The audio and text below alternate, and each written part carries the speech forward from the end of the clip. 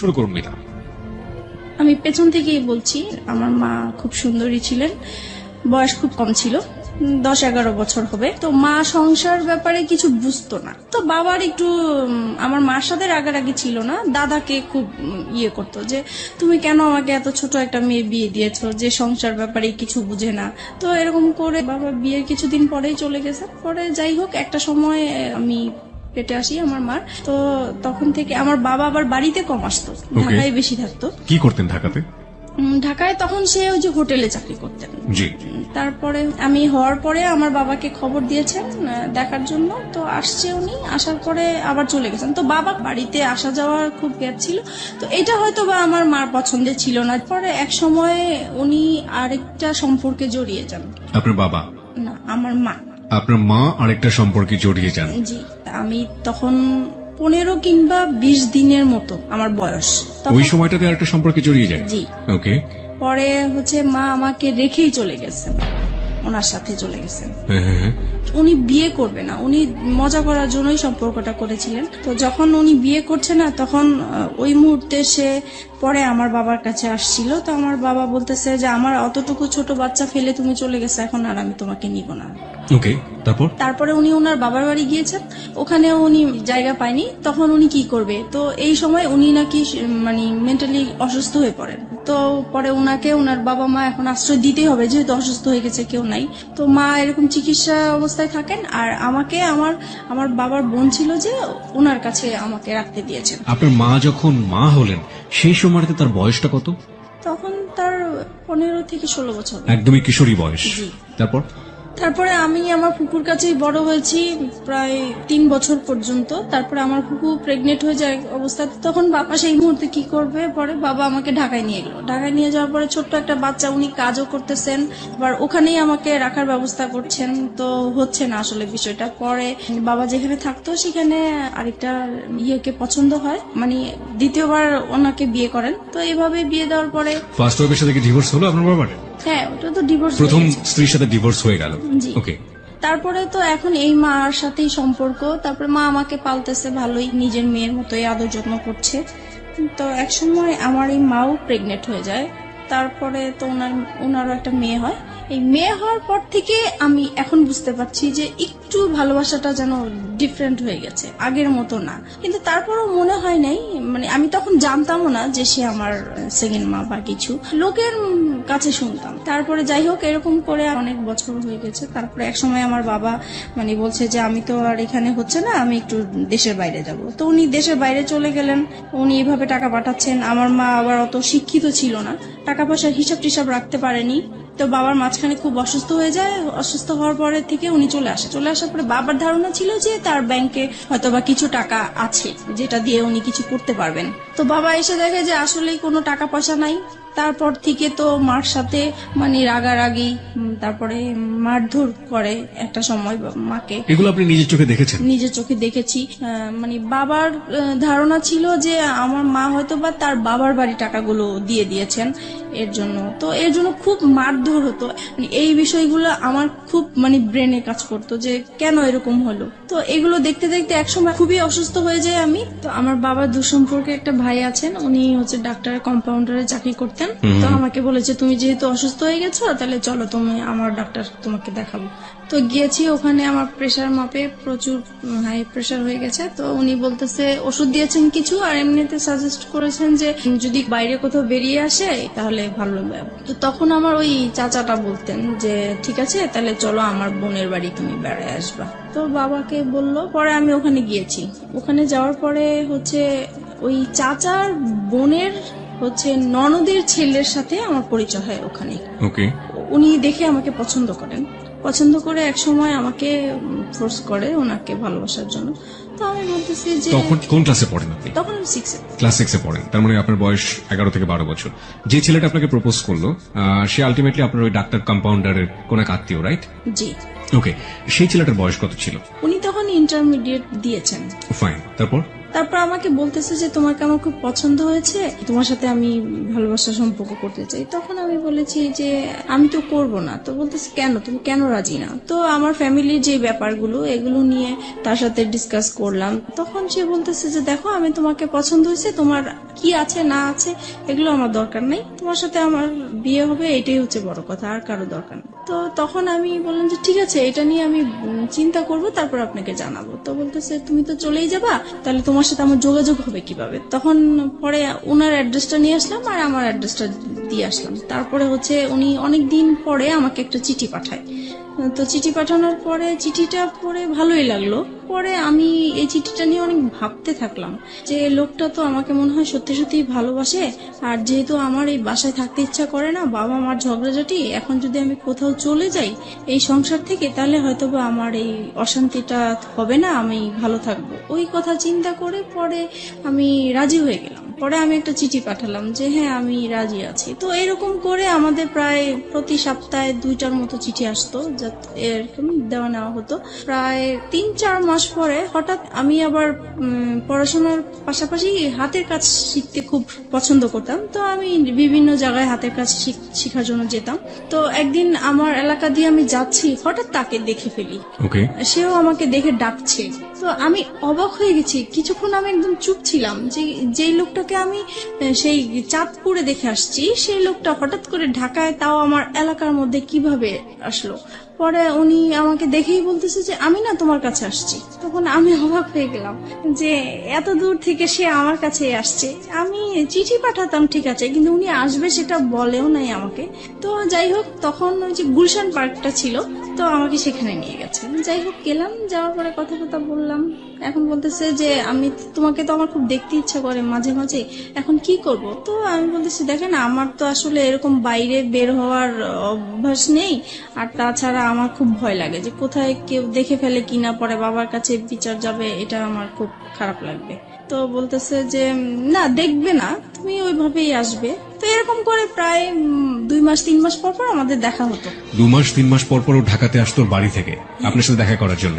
উদ্দেশ্যটা ছিল আমার সাথে দেখা করার, কিন্তু ওর রিলেটিভ থাকতো ঢাকা, ওখানে আসতো। তো তারপর একটা সময় ওর রেজাল্ট ভালো হয়। আপনি ঢাকায় কোথায় থাকতেন সেই সময়? আমি ঢাকায় হচ্ছে মহাখালী থাকতাম। মহাখালী থাকতেন। হ্যাঁ, যেটা বলছিলেন যে ওর রেজাল্ট ভালো হয়নি, মানে ইন্টারের রেজাল্ট ভালো হলো নাকি অন্য কোনো পরীক্ষা? না, ইন্টার। ও এইচএসসি তে ভালো করলো না, কি ছিল রেজাল্ট? মানে ফেল করেছে সে। ওকে, ভালো না হওয়া বলতে মানে ফেল করেছে, ভয়াবহ খারাপ। ওকে, তো ফেল করেছে। পরে হচ্ছে তার বাবা খুব চাপ দিল, তো বলতেছে যে তুমি বাড়িতে সারাক্ষণ থেকেও যদি পড়াশোনা ভালো না করো, ওদের দোকান ছিল, তো বলতেছে দোকানেও বসবে, দেন পরীক্ষাটাও দিবে। তো এখন তো ঢাকায় পার্মানেন্টলি চলে আসলো, তো আমাদের প্রায় এরকম দেখা হতো। পরে এই বিষয়টা নিয়ে আমি আমার বাবা মাকে জানাই। বাবা মাকে তো জানানো উচিত, মাকে জানাচ্ছি প্রথমে। পরে মা বলতেছে যে করো, যেটা তোমার ভালো মনে হয় সেটাই করো। আমি চাইবো না যে তুমি এমন কিছু করো যে আমাদের এলাকার মধ্যে একটা নাম আছে, আমি চাই না সেইটা আমাদের খারাপ কিছু আসুক। আপনার মা এটা আপনাকে বললো? জি। ওকে, আপনি মাকে কি বলেছিলেন? বলেছিলাম ও আমাকে পছন্দ করে, আমিও ওকে পছন্দ করি। দুজনই আপনারা দুজনকে পছন্দ করেন। তারপর আমাদের সম্পর্কটা কন্টিনিউ হতে থাকে। তারপরে একটা সময় আমার বাবা খুব ঝগড়াঝাটি করে, আর ওই একই বিষয়কে কেন্দ্র করে, একই বিষয় নিয়ে। সেই দিন একদম খুবই খারাপ পর্যায়ে। তখন স্বাভাবিক ভাবেই সন্তানরা মার সাপোর্টই নিয়ে থাকে, তো আমিও মার সাপোর্টে কথা বলতাম। তো এই কথা বলাতে বাবা মানে আমার উপর খুব বিরক্ত হতো। পরে একটা সময় বলে উঠলো যে তুমি কার জন্য কথা বলছো, তুমি জানো এটা যে তোমার মানা। আমি এতদিন মানুষের কাছে শুনে আসছি, বাবা মার মুখ থেকে কখনোই শুনিনি। তার মানে আপনি আগে জানতেন না যে আপনার আসল মাইনি না? না, আমি জানতাম, আমি অন্যের মুখ থেকে শুনেছি, কিন্তু তাদের মুখ থেকে কখনো শুনিনি। বাবার মুখ থেকে শুনতে অসম্ভব রকমের খারাপ লাগলো, তাই তো? জি। ওকে, তখন থেকে আমার মানে কথাটা মানে খুব কানে লাগছে যে আসলেই কি এরকম? আমি তো এতদিন মানুষের কাছে শুনেছি, তাহলে তো সত্যি এরকম, তাহলে তো আমার সেই মার সাথে দেখা করা উচিত। তারপরে হচ্ছে আমি সবসময় ভাবতে থাকি যে কিভাবে দেখা করব। তো এক সময় আমাদের একটা নেবার ছিল, উনি এক সময় আমাদের গ্রামের বাড়ির ছিলেন। তো আমারও খুব উৎসাহ হলো যে তাহলে তো উনার মাধ্যমে দেখা সম্ভব। তো বলছে যদি আপনি দেখা করাই দিতে পারেন আমার খুব ভালো হতো। তো বলছে তোমার মা তো সবসময় তোমার জন্য কান্নাকাটি করে, তাহলে আমি এবার বাড়ি যেয়ে বলবো তাকে। তারপরে উনি আপনার মার সম্পর্কে একটু জানি, ততদিনে কি বিয়ে হয়েছে আপনার মার? হ্যাঁ, যখন অসুস্থ হয়ে যায় তখন তার ভাইরা ওই লোকটাকে ধরে তারপরে মানে তার সাথে বিয়ে জোর করে বিয়ে দিয়ে দেয়। জি, ওকে, বিয়ে করে দেয়। তারপরে ওই সম্পর্কে আছেন উনি। এখন এক্সিস্টিং ওই সম্পর্কে আছেন। জি। ওকে, ফাইন। তারপর আপনি মার সঙ্গে দেখা করলেন, তারপর কি হলো? তারপরে আমার মা আসলেন, আসার পরে দেখা করলাম, দেখা করার পর উনি প্রথমে দেখে কান্নাকাটি করলো, যেটা স্বাভাবিক। তো আমার না মার জন্য কোনো ফিলিংস আসেনি, আমার বিশ্বাসই হচ্ছে না যে এ আমার মা, এই ভদ্র মহিলাটা মা। আম্মা। তারপরে হচ্ছে মানে কেমন জানি লাগতেছে আমার কাছে, খুবই অপরিচিত। আমার মা ডাকতেও ইচ্ছা করছে না, কিছুই না। তারপরে উনি আমাকে লাস্টে বললো, শুধু এটাই বললো যে তোমাকে আমি আমার ইচ্ছে করে ফেলে আসি নাই, আমার কিছু সমস্যা ছিল এই কারণে ফেলে আসছি। আমি তাকে কোশ্চেন করেছিলাম। আপনার মাকে আপনি কোশ্চেন করলেন প্রথম দেখাতে, তুমি আমাকে কেন ফেলে এসেছিলে? কেন ফেলে তখন আপনার মা এই উত্তরটা দিয়েছিল। হ্যাঁ, তখন বলেছে আমি বাধ্য হয়েছিলাম। তো যাই হোক, উনি ওনার মতো বললো, কিন্তু তারপরও আমার মার জন্য আমার কোনো ফিলিংস কাজ করলো না। তারপরে উনি লাস্ট যে কথাটা বলেছেন যে তুমি একবার শুধু আমাকে মা ডাকো। তা আমি অনেক চেষ্টা করেছি কিন্তু পারিনি, ডাকার জন্য পারিনি, কারণ আমি তো তাকে কখনো দেখিই নেই, কিভাবে তাকে মা ডাকবো? হুট করে তো আর মা ডাকা যায় না। তারপরে হোক ডাকিনি, তো আমি বলছি যে আপনার সাথে যদি আমার যোগাযোগ থাকে তাহলে আমি একসময় হয়তো বা আমার মুখ থেকে শুনতে পাবেন, কিন্তু এখন আমি বলতে পারবো না। তারপরে আমি বাসায় চলে আসি। বাসায় আসার পরে আমি ওই যার মাধ্যমে আমার মাকে পরিচয় হয়েছে, তো উনাকে বলে দিছি যে আমি যে আমার এই মার সাথে দেখা করেছি এটা আমার এই মার কাছে বলবেন না, ইভেন কি আমার বাবার সাথেও বলবেন না। তো উনি বলছে ঠিক আছে, তুমি জানাতে না চাইলে বলবো না। তো আমিও জানাই না এই বিষয়টা, এইভাবেই আছে। তো আর কখনোই মনে হয় নাই যে আমার মার সাথে আমি দ্বিতীয়বার দেখা করি বা কথা বলি, এরকম কখনোই আমার ফিলিংস আসেনি। তারপরে একটা সময় বাবার এরকম আরো বেশি জ্বালাচ্ছে, অশান্তি করছে। তারপরে চিন্তা করলাম যে বিয়ে করে ফেলি, তাহলে চলে গেলে আর বাবা মার এই ঝগড়াঝাটি দেখতে হবে না। তখন আপনার বয়স কত? তখন 14-15 হবে। ওই ছেলেটার সাথে এই চিন্তা ভাবনা করছেন? জি। এবং পরিবার থেকে এই ধরনের অশান্তি থেকে বের হয়ে যাওয়ার বের জন্য হওয়ার জন্য এই ধরনের প্ল্যান। জি। ওই ছেলেটাকে কি মনে প্রাণে তখন ওই ছেলেটার প্রতি এক ধরনের এফেক্টেড হয়ে যাওয়া, একদম অদ্ভুত রকমের ভালো লাগা, ওকে দেখলে না দেখলে ভালো লাগে না, একেবারে মজে আছেন ওর প্রেমে, এরকম একটা ব্যাপার কি ছিল? এরকম কিছু ছিল, কিন্তু আমার বেশি কাজ করতে হলো যে এখান থেকে আমাকে বের হতে হবে। ওকে, সেটা যে কোনো ভাবেই হোক না কেন। যে কোনো ভাবেই হোক। কেন বেরোতে হবে? কারণ এখানে যে মা বাবা ঝগড়াঝাটি করছে, এগুলো আমি যত দেখছি ততই আমি অসুস্থ হয়ে পড়ছি। যে আপনি চেষ্টা করছিলেন যে কোনো ভাবেই হোক না কেন আপনার এই পরিবার, যে পরিবারে আপনি বড় হয়েছেন, সেই পরিবার থেকে যে কোনো ভাবে বের হয়ে যাওয়া। তারপরে আমি ওকে বললাম বিয়ের কথা। তো সে বলল যে এখন বিয়ে করব, এখন তো আমি নিজের পায়ে এখনো দাঁড়াতেই পারিনি। তো আমি বলছি যে দেখো, এখন আমাকে এখান থেকে বের হতেই হবে। তো সে বলল যে ঠিক আছে, আমি আমার বাবা মাকে বিষয়টা জানাই। তো সে তার বাবা মাকে জানিয়েছে। তো ওনারা প্রথমে রাজি হয়নি, পরে ও একটু রাগারাগি করলো ফ্যামিলিতে। তখন ওর বাবা এক সময় মেনে নিল যে ঠিক আছে, তুমি যেটা বলছো সেটা, তবে আমরা যাব, কথা বলবো ওদের সাথে। তারপরে ততদিনে ও তো ওর বাবার দোকানে বসে কাজ করছে এবং পাশাপাশি পড়াশোনা করছে, ইন্টারমিডিয়েট ফেল করেছে সব গৌরবে, তাই তো? ওকে। তখন তারপরে আমি বললাম যে না, আমি এটা ফ্যামিলিগতভাবে করতে চাচ্ছি না। তখন বলছে কেন? বলতেছে এখানে অনেকগুলো প্রবলেম আছে, আমি তো তোমাকে আগেই বলেছি যে আমার বাবার টাকা পয়সা নাই, সে অনুষ্ঠান করে বিয়ে দিতে পারবে না। তারপরে বলতেছে দেখো, বাবা মা এখন চাচ্ছে, কি করব? পরে আমি বলতেছি দেখো, এখন যদি আমাকে তুমি ভালোবেসে থাকো, বিয়ে যদি করতে হয় একা করতে হবে, কারণ আমি আমার বাবার অবস্থা জানি, আমি নতুন করে অশান্তি দিতে পারবো না। তখন সে রাজি হয়ে গেল বিষয়টা। তো আমরা একদিন ঘুরতে গিয়েছিলাম, ওখান থেকে হঠাৎ করে সে আমাকে কাজে অফিসে নিয়ে যায়। আমিও জানতাম না যে আজকে আমার বিয়ে হবে। তারপরে হচ্ছে বিয়ে করে ফেলি। তখন আমার 18 বছর হয়নি, কিন্তু ওখানে 18 বছর দেওয়া হয়েছে। 3 লাখ টাকা কাবিননামা হয়। বিয়ে করার পরে এখন ওর বাবা মার কাছে জানিয়েছে। ওর বাবা মা বলছে আমরা যেখানে রাজি হয়েছিলাম তুমি সেখানে একা কেন করতে গেলে? রাইট। তারপরে বলতেছে তাহলে তুমি আমার বাড়িতে আর উঠবা না। তো এখন ও কোথায় যাবে? পরে কি করব? আমি আমাদের বাসায় নিয়ে আসলাম। পরে মাকে বলেছি, বাবাকে বলেছি, কারণ তাদের, আমার মনে হচ্ছে তারা খুশি হয়েছে, যেহেতু তাদের কোনো টাকা পয়সা খরচ হচ্ছে না।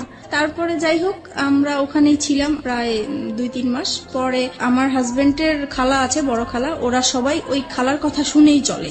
তো ওনাকে জানিয়েছে বিষয়টা। তো উনি ওর বাবাকে যেভাবেই হোক ম্যানেজ করেছে। 2-3 মাস পরে আমাকে মেনে নেওয়া হয়। পরে আমি ওর সাথে চাঁদপুরে চলে গেলাম। আমার শ্বশুর মানে মেনে নিতে হবে দেখেই মেনে নেওয়া, কিন্তু মন থেকে যে মেনে নেওয়া সেটা আসলে হয়নি। ওনাকে সালাম করলে কখনোই সালামের উত্তর নিত না। আচ্ছা, তাছাড়া আমার সাথে কথা বলতো না।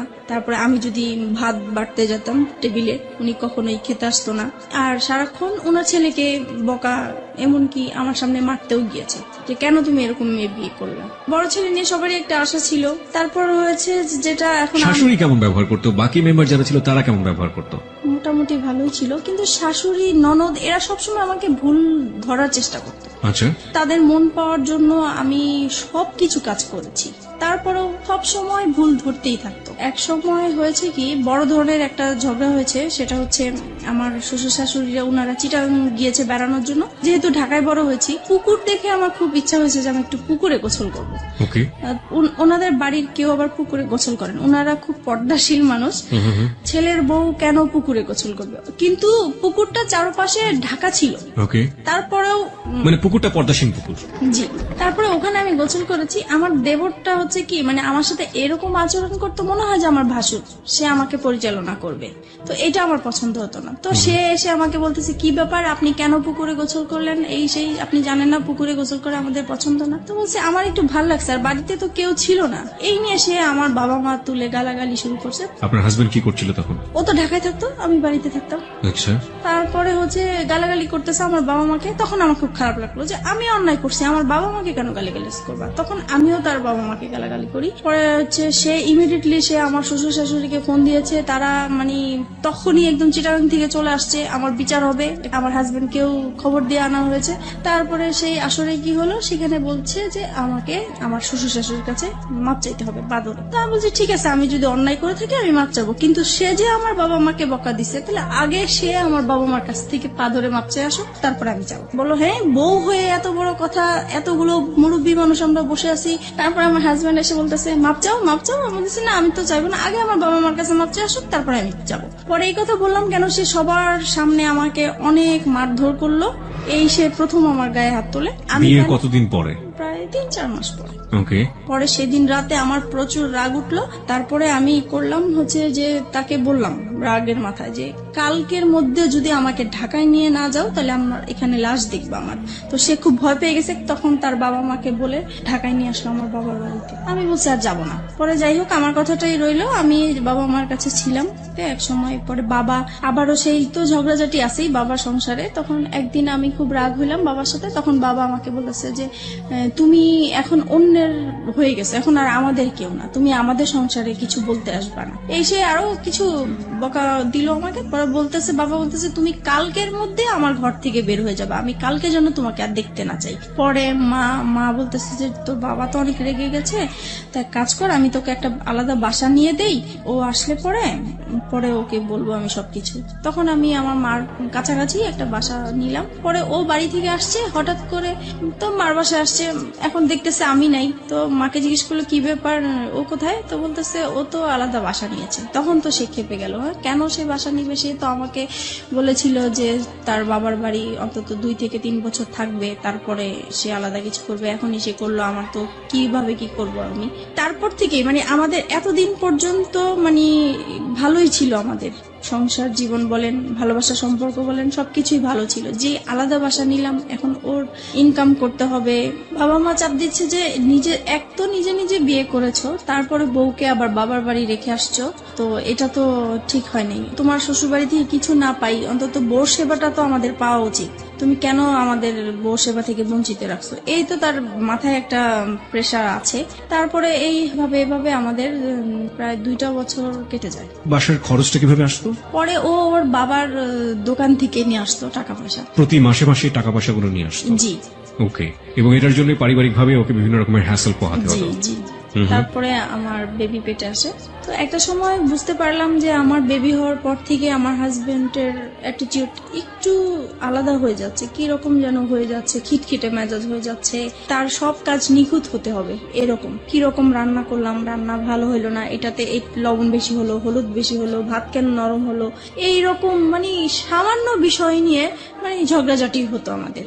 মেয়েকে কেন টাইম মতো খাওয়ালাম না। তারপরে একটা সময় যখন এগুলো নিয়ে বাড়তে থাকলো তখন তার আবেগের কথাগুলো আসলো, হ্যাঁ তোমাকে বিয়ে করে আমি কিছুই পাই নাই, আমি অনেক কিছু পেতাম, তোমার যেটা আরো সুন্দর মেয়ে বিয়ে করতে পারতাম, আরো ভালো ফ্যামিলির মেয়ে বিয়ে করতে পারতাম। মানে এইভাবে সে আজে বাজে কথা বলতেই থাকে, বলতেছে আজ পর্যন্ত তো আমার বাবা মাকে তোমরা কোনোদিন ইনভাইট করতে পারো নাই। তখন আমি বলতাম যে এগুলো তো আমি আগে থেকেই তোমাকে বলে ক্লিয়ার করছি। বলেছে তখন তো আমি অন্ধ ছিলাম, আমি এসব বুঝতে পারি নাই, আমার মনে হচ্ছে তুমি আমাকে ব্ল্যাক ম্যাজিক করেছো হয়তোবা। ওই সময়টাতে?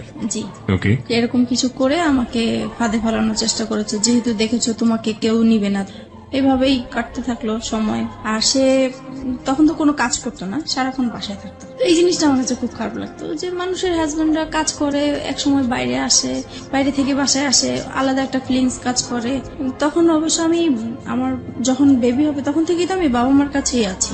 পরে এক সময় এটা নিয়ে বাবা মা আমার উপরে রাগ করে যে তুমি এতদিন আমাদের ঝগড়া দেখে তোমরা এরকম করছো, এখন তোমরাও ঝগড়া করতেছো। তখন কি করবো আর, পরে একদিন বাবা প্রচুর ঝগড়া করে মার সাথে। তখন আমি বলতেছি কি যে তুমি এরকম ঝগড়া করো না, তোমার জামাই পাশের রুমে থাকে, খারাপ বলে ঝগড়া করো না, যদি ঝগড়া করতে হয় তাহলে এই বাড়িতে আর আসবে না, তুমি অন্য কোথাও চলে যাও। তো বাবার মাইন্ডে খুব লাগছে যে মেয়ে হয়ে আমাকে এই কথাটা বললো। পরে বাবা আমাদেরকে ছেড়ে চলে গেছে, তো ও আলাদা বাসা নিবে এখন। পরে আমি বলছি আলাদা বাসা নিবা তো তুমি কি করবা, তুমি কোত্থেকে কি চালাবা? তখন বলতেছে যে আমি একটা দোকানপাট নিব, এখন বাবার থেকে আলাদা হয়ে আসছি, দোকানপাট নিব। তো ঠিক আছে চলো। পরে এই আমরা আমার মেয়ে হওয়ার পরে আলাদা বাসা নিই। সংসারে অশান্তির উপরে অশান্তি। তারপরে আমার শ্বশুর শাশুড়ি বলে যে তুমি এখনো সময় আছে, ওকে ছেড়ে দাও, এখনো তোমাকে আমরা ভালো জায়গায় বিয়ে দিতে পারবো, এই সেই এগুলো আছে। আর তাছাড়া ও সবসময় কি অন্য মেয়েদের প্রতি একটা আকৃষ্টিত থাকতো, যে কোনো সুন্দর মেয়ে থাকলে বলতো, আমার সামনেই বলতো যে ওর সাথে যদি আমায় একদিন করতে পারতাম আমার সার্থক হতো। পরে ঝগড়া হলেই মাঝে মাঝে বলতো যে আমাকে অনেকেই বিয়ের প্রস্তাব দিয়েছে, প্রেমের প্রস্তাব দিয়েছে, আমি তাদেরকে বিয়ে করিনি, আমি অনেক বড় ভুল করেছি, এই সে এগুলো বলতো। এগুলো আমার খুব খারাপ লাগতো, এগুলো নিয়ে আমাদের সংসারে খুব অশান্তি হতো। বিশেষ করে ও বাসায় থাকতো, এই জিনিসটা আমি একদমই পছন্দ করতাম না, ও কোনো কিছু করতো না। পরে এক সময় কি হয়, নতুন একটা মার্কেটে দোকান নিয়েছে, ওইটা মার্কেটটা ভালো করে স্টার্ট হয় নাই, তাই দোকানও ভালো চলে না, তো দোকানটা ছেড়ে দিল শেষ পর্যন্ত। তারপরে যেটা হয়েছে, এক এক করে ও যেটাই হাত দেয় সেটাই লস হয়। এইভাবে ওর বাইরের যেই অশান্তি হলে সেটা ঘরের মধ্যে নিয়ে আসবে। তারপরে সে শেয়ার বাজারে ঢুকলো। তারপরে শেয়ার বাজারও তো খুব অবস্থা খারাপ ছিল, সেটা নিয়ে বাসায় খুব ঝগড়াঝাটি হতো, তার মন খারাপ হতো। যদি বাসায় কিছু লাগতো বলতাম, তখনই সে খেপে যেত। তারপরে বলতো যে তোকে বিয়ে করে আমার ভাগ্যটা খারাপ হয়ে গেছে, আগে তো এরকম খারাপ ছিল না। একটা জিনিস যেটা আমি বুঝতে পারছি মিতা, সেটা হচ্ছে যে ভেরি ক্রিটিক্যাল মোমেন্ট যাচ্ছে আপনাদের সংসারে, জি। অভাব-অনটন রয়েছে, মনোমালিন্য আসছে, কিছুদিন পরপরই ঝগড়াঝাটি হচ্ছে, এবং বয়স দুজনের কমই আছে, গাইডেন্স করার মতো কেউ নেই ওখানে, এবং একের পর এক ভুলের জন্ম হচ্ছে, তাই তো? ওকে, তারপরে যেটা হচ্ছে, আর আরেকটা জিনিস, ওর আর আমার ঝগড়াঝাটি হলে মারামারি হয়, ঠিক আছে, ও আমাকে বকে, আমি ওকে বকি, কিন্তু আমার কথা হলো যে আমরা ঝগড়াঝাটি করবো সেটা আমাদের ভিতরেই থাকবে। ও কি করে, সাথে সাথে ওর বাবা মাকে ফোন দিয়ে দিবে যে এরকম এরকম হচ্ছে, ওর সাথে আর আমার হচ্ছে না, তোমরা কি করবা, এসে করো, এই আর কি। এটা নিয়ে অশান্তি থাকে। তারপরে আমি যদি কম্প্রোমাইজের জায়গাতে আছি, লাইক একটা যেটা হচ্ছে যে এক হাতে তো কখনো তালি বাজে না, আপনি একটু আগেই বললেন যে আপনিও ঝগড়া করতেন, ও করতো, দুজনে মিলেই ঝগড়া হতো, কিন্তু কথা হচ্ছে যে যদি কম্প্রোমাইজের জায়গাতে আসি, যে সফট হওয়া, আগে থেকে একটু কম্প্রোমাইজ করে নেয়া, পরিস্থিতিটাকে শান্ত করা, সেই কাজটা সবচেয়ে বেশি কে করতো? কেউ করতাম না, মানে আপনি হয়ে যেত। আমি কথা না বলার চেষ্টাই করতাম, কিন্তু ও এসে আমার রাগ ভাঙাতো। তার মানে ওই আপনাকে রাগ ভাঙানোর চেষ্টা করতো? এটা নিঃসন্দেহে তার একটা ভালো গুণ। কারণ রাগ করাটা খুব সহজ, কিন্তু রাগ ভাঙানো কিন্তু খুবই খুবই কঠিন একটা ব্যাপার, এবং সেটা নিজেকে স্যাক্রিফাইস করে চেষ্টাটা যারা করে, আমি মনে হয় যে এটা একটা স্পেশাল গুণ তাদের। ওকে, তারপরে আমি কথায় কথায় ওকে বলতাম যে তুমি আমাকে ডিভোর্স দাও। ও ডিভোর্স দিতে চাইতো না, তো সেই জন্য ওর বাবা মাকে বলছে, তখন বলছে যে ঠিক আছে তুমি আরেকটা বেবি নাও, তাহলে 2টা বেবি হয়ে গেলে ও ব্যস্ত থাকবে, তখন আর কোথাও যাওয়ার কথাও বলবে না। তো সেই হিসাবে আমাদের আরেকটা বেবি হয়। আমার ইচ্ছা ছিল না বেবিটা নেওয়ার, ওর ইচ্ছাতেই বেবিটা নেওয়া হলো। ওর মামার বাসা পাশে ছিল, ওর মামার বাসাতে আমরা হসপিটাল থেকে এসে সরাসরি মামার বাসায় উঠলাম। আমার বোন তখন এসএসসি পরীক্ষা দিচ্ছে, মাঝখানে ওর কিছু গ্যাপ ছিল, তো সেই গ্যাপের মাঝে আমার কাছে আসছে। আবার অনেক গেস্টও আসছে, জায়গা ছিল না। তো আমার হাজবেন্ড বলতেছে কি যে এখানে তো জায়গা নেই, ওকে নিয়ে আমি আমাদের বাসায় চলে যাব। কথা ছিল খাওয়া দাওয়া করে সবাইকে নিয়ে যাবে, কিন্তু সে আমার বোনকে খাইয়ে টাইয়ে নিয়ে আগেই চলে গেছে। তারপর যাই হোক এরকম গিয়েছে, হঠাৎ করে সে আর কি মানে আমার বোনের সাথে সে একটা অনৈতিক কাজ করতে গিয়েছিল। সেটা আমি বুঝতে পারি নাই, আমি 3 মাস পর জানতে পেরেছি। আপনি 3 মাস পরে এটা জানতে পারেন? জি। কিভাবে জানতে পারেন?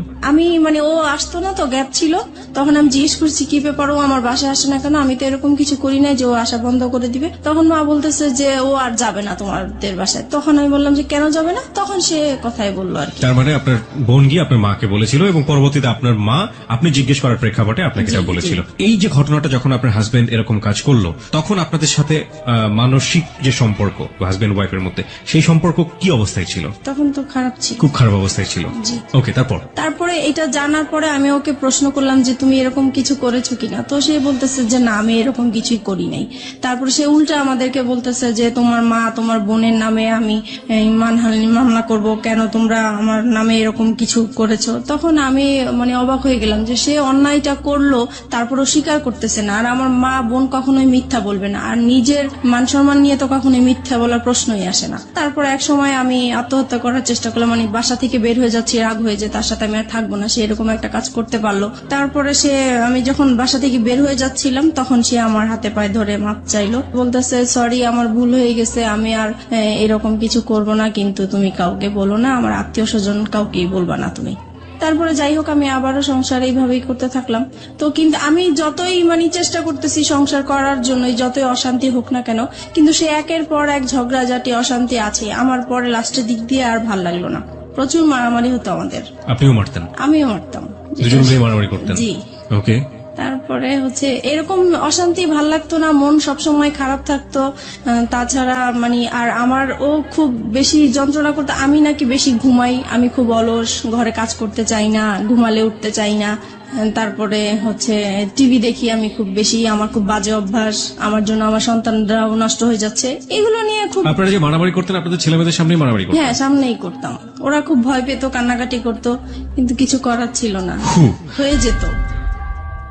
ফিরে যাচ্ছি মিতার কাছে। মিতা, তারপর কি হলো? পরে এক সময় রোজার ঈদ সামনে আসলো, ঈদের শপিং করা নিয়ে আবার আমাদের খুব ঝগড়া হলো, মাঝখানে মারামারি এইরকমই। আর সে সব সময় ঈদের সময় সে বাড়িতে যায় ঈদ করে, আর আমি বাচ্চাদেরকে নিয়ে ঢাকায় ঈদ করি। আমি বাড়িতে যেতে চাই না, বাচ্চারাও বাড়িতে যেতে চায় না, তাই আমাদের আর যাওয়া হয় না। কিন্তু সে তার বাবা মার সাথে ঈদ করবে, সেজন্য প্রত্যেকটা ঈদই সে তার বাবা মার সাথেই করে। আমরা বেশি দামি দামি জিনিস চাই, আগে কম দামি জিনিস পড়েছি, এখন কেন উপরের দিকে নজর আমার, এইভাবে ঝগড়াঝাটি হয়। তারপর সে বাড়িতে চলে যায়। অশান্তির জন্য আমি ভাল লাগতো না দেখে তাই একটু হাতের কাজ করা শুরু করেছিলাম। তো হাতের কাজের বিজ্ঞপ্তি দিয়েছিলাম, বিজ্ঞপ্তির জন্য আমার মোবাইল নাম্বারটা শো করা হয়েছিল একটা কাগজে, লিফলেট। জি।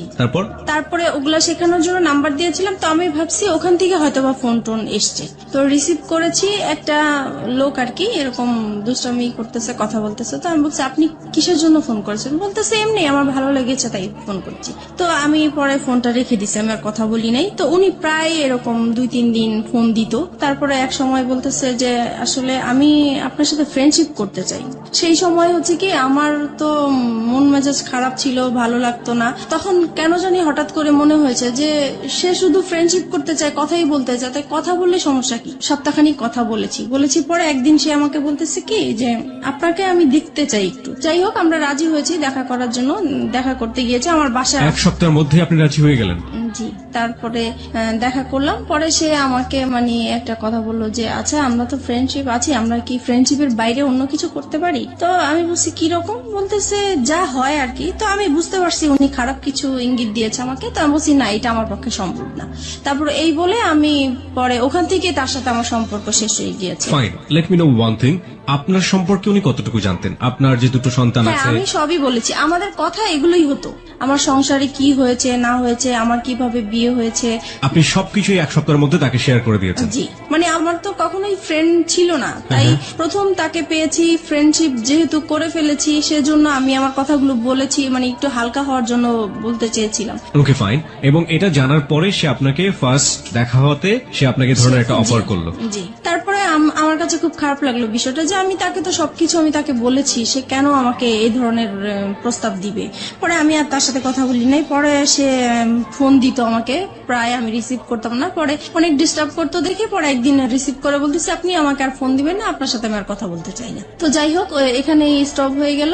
এটা তার খুব মাইন্ডে লাগলো যে আমি তাকে এইভাবে ইগনোর করলাম। তারপরে সে আমার নাম্বারটাই তার ফ্রেন্ডকে দিল। আমি এটা জানতাম না যে তার ফ্রেন্ড। প্রায় 1-2 মাস পরে আমাকে আবার একটা রং নাম্বার থেকে ফোন আসছে। তো এবার ভাবছি যে আর কোনো ফোন ধরবো না, কারণ রং নাম্বারে আসলে সবাই ভালো থাকে না। পরে ওই নাম্বারটা থেকে প্রায় ফোন টোন আসে। তারপরে এত ফোন আসে, নিশ্চয়ই আমার কোনো কাস্টমার হতে পারে বা কিছু, ধরি। তো সেই একই রকম কথাবার্তা বলতেছে, ওনার পরিচয় দিল। তারপরে আমি কথা বলতে শুরু করলাম। পরে বলল যে আসলে আপনি কি চান, আমি ওনাকে জিজ্ঞেস করলাম। তো উনি বলতেছে আসলে আপনার সাথে আমি ফ্রেন্ডশিপ করতে চাই। আমি বলছি যে না, আমি কারোর সাথে ফ্রেন্ডশিপ করবো না, আপনি ভুল জায়গায় ফোন দিয়েছেন। প্রায় 3 মাস পরে উনি আবার ফোন দিয়েছে। তো সেই সময় তো আর আমার নাম্বারটা মনে ছিল না, আমি বুঝতেও পারি নাই যে উনি ফোন দিয়েছেন। তারপরে উনি বলতেছে দেখেন আসলে আমি আপনার কাছে কিছুই চাই না, আমিও নিজে খুব মানসিক অবস্থা খুব খারাপ, তাই আমি চাই আপনার সাথে একটু ফ্রেন্ডশিপ করার জন্য। তো আমি আবারও আমার মনটা জানি কেমন হয়ে গেলাম। তো আমি ভাবলাম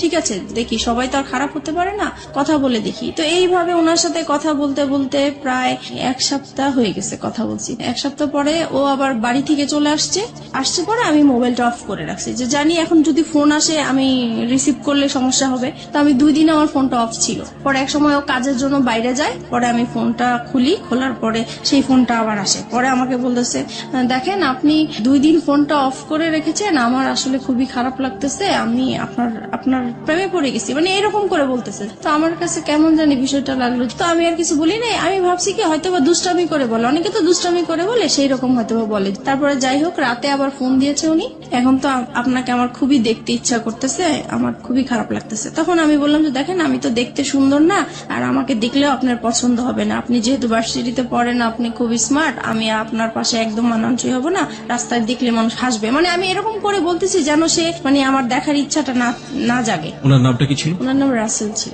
রাসেল, ওকে ফাইন। তারপরে হচ্ছে এখন বলতেছে দেখা করব। তো আমি ভাবলাম যে দেখা করব তো, আর আমার এই বিজনেসের কারণে আমার কাঁচামাল আনার জন্য মার্কেটে যেতে হয়। তো আমি বলতেছি তো ঠিক আছে, আমার তো শুক্রবারে শপিং এ যাব আমি, তখন হয়তোবা সেই ইয়েতে আপনি যদি মার্কেট আসেন তাহলে আমি ওখানেই দেখা করতে পারবো। তো উনি রাজি হয়ে গেল। নির্দিষ্ট জায়গা বললাম, ওখানে উনি গাড়ি নিয়ে দাঁড়িয়েছিল আমার জন্য। তারপর ওনাকে দেখে মানে আমি খুব অবাক হয়ে গেলাম যে অনেক সুন্দর লোকটা। উনি আমাকে দেখে হাসতেছে মিটমিট করে। তো আমি জিজ্ঞেস করলাম আপনি কেন হাসতেছেন? বলতেছেন আপনি তো ফোনে অনেক কিছুই বলছেন, আপনি তো অনেক সুন্দর। তো যাই হোক, এভাবে কথা বলতে বলতে পরে উনি বললো আর কি যে ওনার একটা সম্পর্ক, একসাথেই পড়াশোনা করতে একটা মেয়ের সাথে, ওনার সাথে সম্পর্ক নষ্ট হয়ে গিয়েছে, তাই তারপরে উনি ব্যবসা করতো, যে ওনার ব্যবসায় লস খেয়েছে, সবকিছু মিলিয়ে ওনার খুব অশান্তি, মন ভালো না, তাই সেজন্য একটা ফ্রেন্ড চায়। তো আমার সাথে এই জন্য ফ্রেন্ডশিপ করেছে। প্রত্যেক শুক্রবারই আমরা দেখা করতাম ওনার সাথে। তখন আপনি হাজবেন্ডের সাথে থাকতেন? জি। আপনার হাজবেন্ড এগুলো জানতো? কেউই জানতো না। কন্টিনিউয়াসলি আপনি গোপন করে যাচ্ছেন বিষয়গুলো। আপনার হাজবেন্ড কখনো আপনার মোবাইল চেক করতো? না, কখনোই চেক করতো। আচ্ছা, আপনি যে কথাগুলো বলতেন সেই সময়টা থেকে আপনার সন্তান আপনার পাশে থাকতো? না, কারণ ওরা তখন, আমার বড় বেবি তখন স্কুলে পড়তো, আর ছোটটা তো একদমই ছোট ছিল। তারপরে আপনি নীরবে নিভৃতে একা তার সাথে কথা বলতেন। প্রিয় শ্রোতা, গ্রাফটা একটু আবিষ্কার করার চেষ্টা করছি, এবং এটা এমন একটি ঘটনা যেটা সমাজে একেবারেই ঘটে না তা না, হ্যাঁ, এবং একেবারে যে হরহামেশা ঘটে তাও না, ঠিক আছে? বাট সন্দেহের জায়গাগুলো একটু পরিষ্কার করার জন্য আসলে প্রশ্নগুলো করে। আপনার হাজবেন্ড আপনাকে সন্দেহ করতে, আপনি যেটা বলছেন, টুকটাক সন্দেহ করার জায়গা থেকে, আপনি কখন আপনার হাজবেন্ডকে সন্দেহ করতেন? না, আমি কখনোই করতাম না। কেন করতেন না? কারণ আমি জানি সে এই টাইপের মেয়ে মানুষ, দেখলে সে তাকিয়ে থাকে, সে যাবে, সে মানে এরকম আছে, এর জন্য আমার সন্দেহ হতো না। আপনি কনফার্ম ছিলেন যে সেসব কাজ করে? সে মেয়ে মানুষের প্রতি একটু উইক আছে। একটা জিনিস একটু বলেন আমাকে, প্রতি শুক্রবারে তার সাথে আপনি দেখা করতেন, কোথায় দেখা করতেন? এটাও যে আমি মার্কেটে যেতাম, আমি আমার কাজে যেতাম, পাশে উনি থাকতো, এই আর কি। ওনার সাথে একসাথে মিলে শপিং করতেন? জি। How dare you! আপনার হাজবেন্ডের সামনে যদি পড়ে যেতেন কখনো? একবার এরকম হয়েছে, তো উনি খুব সন্দেহ করতো যে প্রায় শুক্রবারে কেন মার্কেটে যায়, আগে তো এত তাড়াতাড়ি মার্কেটে যেত না। আর একটা ঘটনা কি, মানে আমি মার্কেটে যাব, এই সময় আমার বিজনেসটাও খুব ভালো চলছিল, সেই উসিলা দিয়ে আমি মার্কেটেও যেতে পারছি। তো এক শুক্রবারে সে আমাকে হঠাৎ করেই ফোন দিয়েছে, ফোন দিয়ে বলতেছে তুমি কোথায়? তো আমি বলতেছি আমি বলে আসছি, কিন্তু আমি মার্কেটে আসছি। কিন্তু মার্কেটে থাকাকালীনই সে আমাকে ফোন দিচ্ছে যে তুমি কোথায়? বলতেছি আমি তো মার্কেটে। বলতেছে মার্কেটে তো কোথায়, কোন মার্কেটে? কারণ নিউ মার্কেটে অনেকগুলো মার্কেট আছে। তো আমি পরে বলতেছি কেন আমি এখানে, তো বলতেছে আমি তো আসছি। তো আমি তো পুরা ভয় পেয়ে গেছি যে কি ব্যাপার, সে কেন আসছে, আসলে সে আপনার husband? জি সন্দেহ করেই আসছে। তো তাড়াহুড়া করে ওকে বলে দিছি তুমি এখন যাও, আমার হাজবেন্ড চলে আসছে, এখন কিছু করার নাই। তো ও মন খারাপ করে চলে গেছে। পরে আমি তো আমার শপিং করতেছি, তো ও আর বুঝতে পারে নাই, এভাবেই Okay. হয়েছে। ওকে ফাইন, আমি একটু বলি ওই সময়টা পর্যন্ত কতদিন যাবত রাসেলের সাথে আপনার সম্পর্ক? ওই সময়টা ওই শুক্রবার পর্যন্ত? ওই শুক্রবার পর্যন্ত 1-1.5 মাস তো হবেই। 1-1.5 মাস। জি এই 1-1.5 মাস আপনি কন্টিনিউয়াসলি আপনার হাজবেন্ডের কাছ থেকে এই জিনিসটা গোপন করে যাচ্ছেন। বাই হার্ট আপনি এটা মনে করেন ইললিগাল রিলেশনশিপ, রাইট? অবৈধ কিনা সেটা তো বুঝতে পারতাম না, শুধু এটা বুঝতাম যে এটা করাটা ঠিক হচ্ছে না। কিন্তু সেই মুহূর্তে আমার ভালো লাগতো, তার সাথে কথা বলতে ভালো লাগতো, তার সাথে দেখা করতে ভালো লাগতো। সেই ভালো লাগার কারণেই আমি তার সাথে কথা বলেছি, দেখা করেছি। এবং এই ভালো লাগা প্রতিনিয়তই বাড়ছে। জি। আপনার কখনো মনে হতো না যে আপনি আপনার হাজবেন্ডের প্রতি অন্যায় করছেন ওই সময়টা? না, তখন আমার মনে হতো না, কারণ ও তো সংসারে সবসময় মানে ঝগড়াঝাটি করতো, ওর উপর থেকে আমার মন নষ্ট হয়ে গিয়েছে। এই মানুষটাকে তো আপনি ভালোবেসেছিলেন একটা সময়। ভালোবেসেছিলাম, ওই যে আমার বোনের যে কাজটা করেছিল সেখান থেকে ওর প্রতি আমার একটু অনীহা চলে কিন্তু সে আসছে। ঘটনা, আমি বলছি না যে এটা একটা অপরাধ না, অবশ্যই এটা একটা গৃহ অপরাধ, কিন্তু সেটার জন্য সে আপনার কাছে ক্ষমা চেয়েছে। কিন্তু আমি ক্ষমা করে দেওয়া দরকার ছিল, সেজন্য ক্ষমা করছি, কিন্তু মন থেকে আসলে ক্ষমা করিনি। আপনি এই মানুষের সাথে রাগ করে আপনি এইভাবে এই কাজগুলো করছেন, ব্যাপারটা কি আসলে এটাই ছিল, নাকি আলটিমেটলি আপনার জায়গা থেকে আপনি কাউকে ফিল করতেন যে আমার এরকম একজন মানুষ দরকার যে মানুষের সাথে আমি শেয়ার যেটা করতে পারি? হয়েছে, ওর প্রতি তো একটা রাগ অভিমান ছিলই আমার, হ্যাঁ। সেটা তো ছিলই, কিন্তু মানে আমার যেই ভালোবাসা, যেই একটা চাহিদা ছিল কারোর সাথে ভালোভাবে সম্পর্ক হবে, ওই চাহিদা থেকেই যখন আমি পেয়ে গেছি, ওনার কাছ থেকে ভালো ভালো কথা পাচ্ছি, আমার হাজবেন্ডের সাথে ওর সাথে আমি অনেকটা মিলানোর চেষ্টা করতাম যে তার কাছে আমি কি গ্যাপ পেয়েছি বা তার কাছে আমি কি পাচ্ছি, তখন মনে হচ্ছে যে ওই বেটার আমার। আপনি দেখুন, আপনার সন্তান আছে তখন দুটো, রাইট? জি। আপনার বিজনেস আছে, যে বিজনেসটা আপনি শুরু করেছেন, তার মানে অনেক পরিকল্পনা আপনার মাথায়, অনেক স্বপ্ন আপনার মাথায়। আপনার হাজবেন্ড আছে, এবং যে মানুষটাকে আপনি ভালোবেসেছেন একটা সময়, কিন্তু আপনার হাজবেন্ড আপনার সাথে খারাপ আচরণ করছে, সেটা আমরা দেখতে পাচ্ছি। তার বাইরেও তো আপনার দুটো জগৎ ছিল, একটা হচ্ছে আপনার সন্তান আর একটা হচ্ছে আপনার বিজনেস। না, এই দুটো business-টা- নিয়েও তো আপনি হ্যাপি থাকতে পারতেন। এর ইনফ্যাক্ট ব্যাপারে- আপনি যে ছেলেটার সাথে এই সম্পর্কটা তৈরি হচ্ছে, সেই ছেলেটাকেও যদি আপনি আপনার বন্ধুর জায়গাটাতে রাখেন, তাহলেও কখনো কি অনুভব করেছেন আপনার হাজবেন্ডের সাথে তার পরিচয় করে দেওয়া উচিত? এটাও কি কখনো ফিল করেছেন? এটা কখনো মানে মাঝে মাঝে মনে হয়েছে পরিচয় করা দিই, কিন্তু আমার হাজবেন্ড এটা মেনে নিত না। একটা হচ্ছে পারিবারিক সত্তা, যেখানে হাজবেন্ড আছে, সন্তান আছে এবং তার বিজনেস আছে, সে একটা না একটা দিক নিয়ে ব্যস্ত থাকতেই পারে। আরেকটা হচ্ছে মানবিক সত্তা, মনের জায়গাটা, লং টার্ম হাজবেন্ডের সাথে খারাপ রিলেশনশিপ, সেই জায়গাটায় একটা বিশাল রকমের ক্ষত তৈরি হয়েছে, এবং সেই ক্ষতর জায়গাটাতে সে কেউ একজন নক করেছে। সেটা হাজবেন্ড ওয়াইফ রিলেশনশিপের মতো না, কিন্তু একটু ভালো লাগা, একটু অন্যরকম, একটু বন্ধুত্ব, যেটা মন থেকে অবচেতন মনেই ওই ভালো লাগাটার দিকে ধীরে ধীরে ধীরে ধীরে এক ধরনের আষ্টে পৃষ্ঠে জড়িয়ে পড়ার দিকে জড়িয়ে যাচ্ছে। এই দুটো জিনিস আমরা যখন নর্মালি শুনি, আমরা কিন্তু এই সেকেন্ডটাকে কোনোভাবেই সাপোর্ট করতে পারি না, বাট ও সেকেন্ডটার মধ্যে এসেছে, this is the hardest reality. এটাকেও মেনে নিতে হবে, এটা আমাদের সমাজে ঘটে, কিন্তু আমরা মানি না। কিন্তু কি কারণে ঘটে, সেই কারণটা কিন্তু আমরা আবিষ্কার করে ফেলেছি, এবং এইটা আসলে কতদূর পর্যন্ত গিয়েছে, চলুন সামনের দিকে যাওয়া যায়। তারপরে যেটা হয়েছে, মানে এভাবেই তো ওর সাথে দেখা করছি, কথা বলছি, তারপরে হঠাৎ একবার খুব ঝগড়াঝাটি হয় আমাদের।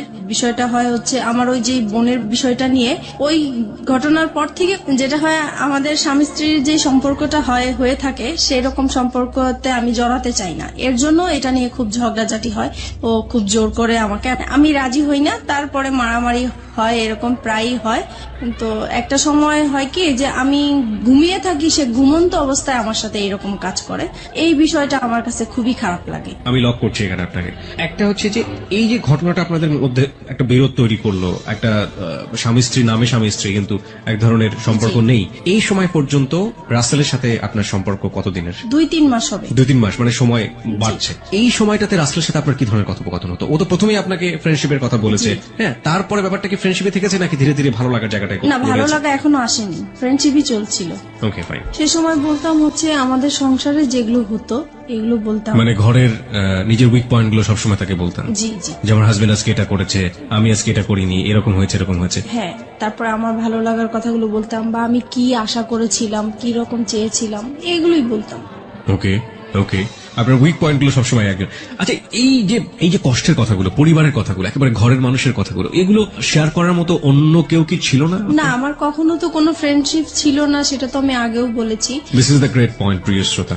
ওকে ফাইন, তারপর? তাছাড়া ফ্যামিলিকেও বলতে পারতাম না, কারণ যেহেতু একা বিয়ে করেছি, সেজন্য বলার কোনো সুযোগ ছিল না, স্কোপ ছিল না।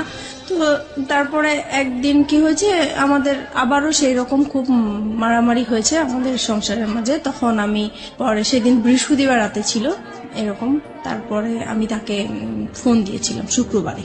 মারামারি হওয়ার পরের দিন ফোন দিয়েছে, দেখো ও আজকে আমাকে অনেক মেরেছে, এরকম আমার আর থাকতে ভাল লাগছে না।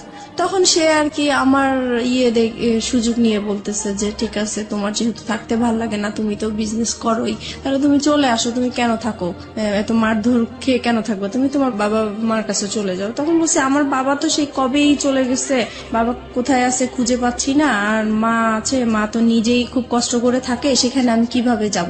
পরে বলতেছে দেখো, তুমি 1 মাস মার কাছে কোন রকম থাকো, তারপরে তুমি যে ব্যবসা করো, নিজে কিছু টাকা জুগিয়ে তুমি নিজেই চলতে পারো।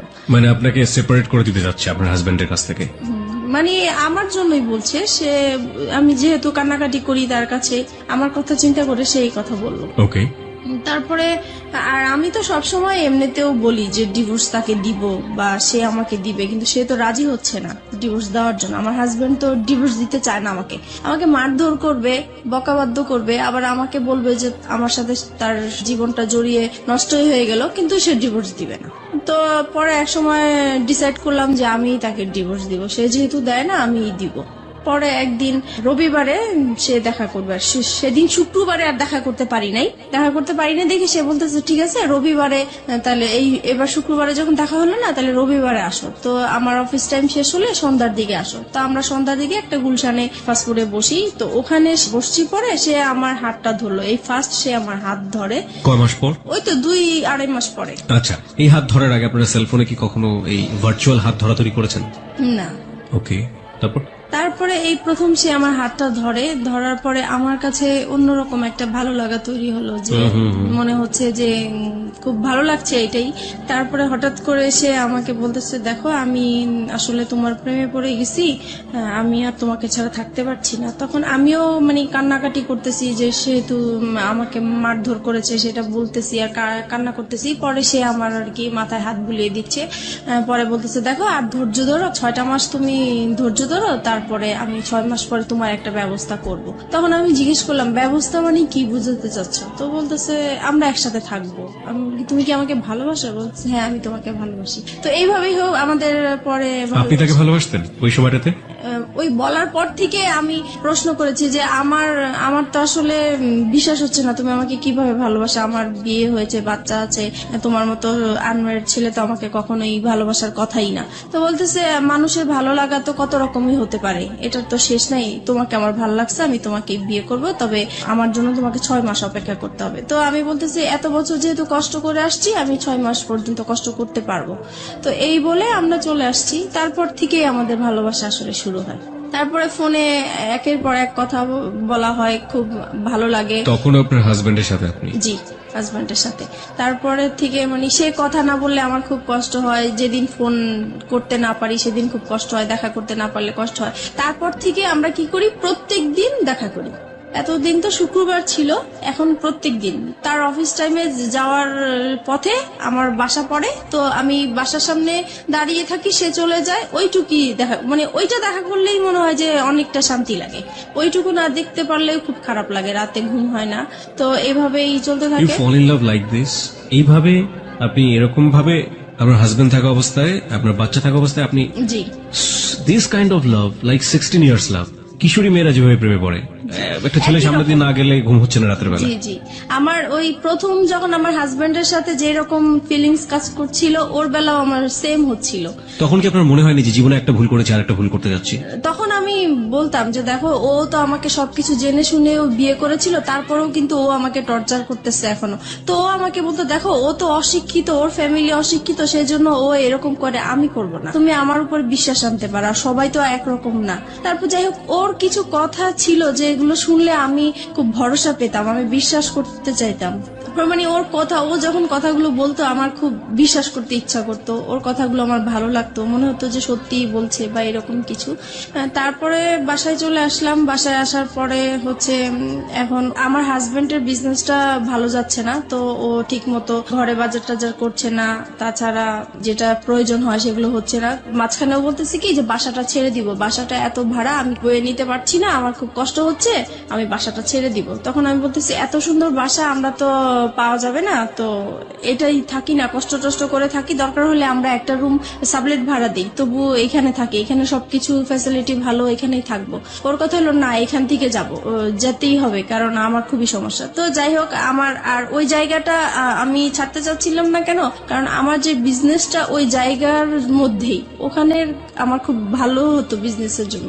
এখন ও চলে যাবে হচ্ছে অন্য জায়গায় চলে যেতে চাচ্ছে, ওই জায়গাটা আমার পছন্দ না, তাই আমি যাব না। এগুলো নিয়ে আবার সেই ঝগড়াঝাটি হয়। পরে এক সময় আমি তাকে খুব মানে কড়া করে বলি যে যদি তুমি এই বাসা ছাড়ো তাহলে আমাকে ছাড়তে হবে, আর যদি আমাকে না ছাড়ো তাহলে বাসা এটা ছাড়া যাবে না। তো এখন ও কি করবে বুঝতেছে না, এখন ও ওর কথাই রাখলো যে না, বাসা ছেড়েই দিব। পরে যাই হোক, বাসা ছেড়ে দিছে। বাসা ছেড়ে দেওয়ার পরে দেখি যে লোকজন আসতেছে বাসা নেওয়ার জন্য, দেখার জন্য। তখন আমার খুব খারাপ লাগলো যে আমি বললাম কথাটা, আমার কথাটা সে রাখলো না। আমি তো তার কাছ থেকে এমন কিছু আশা করিনি, বাসাটা বলছি।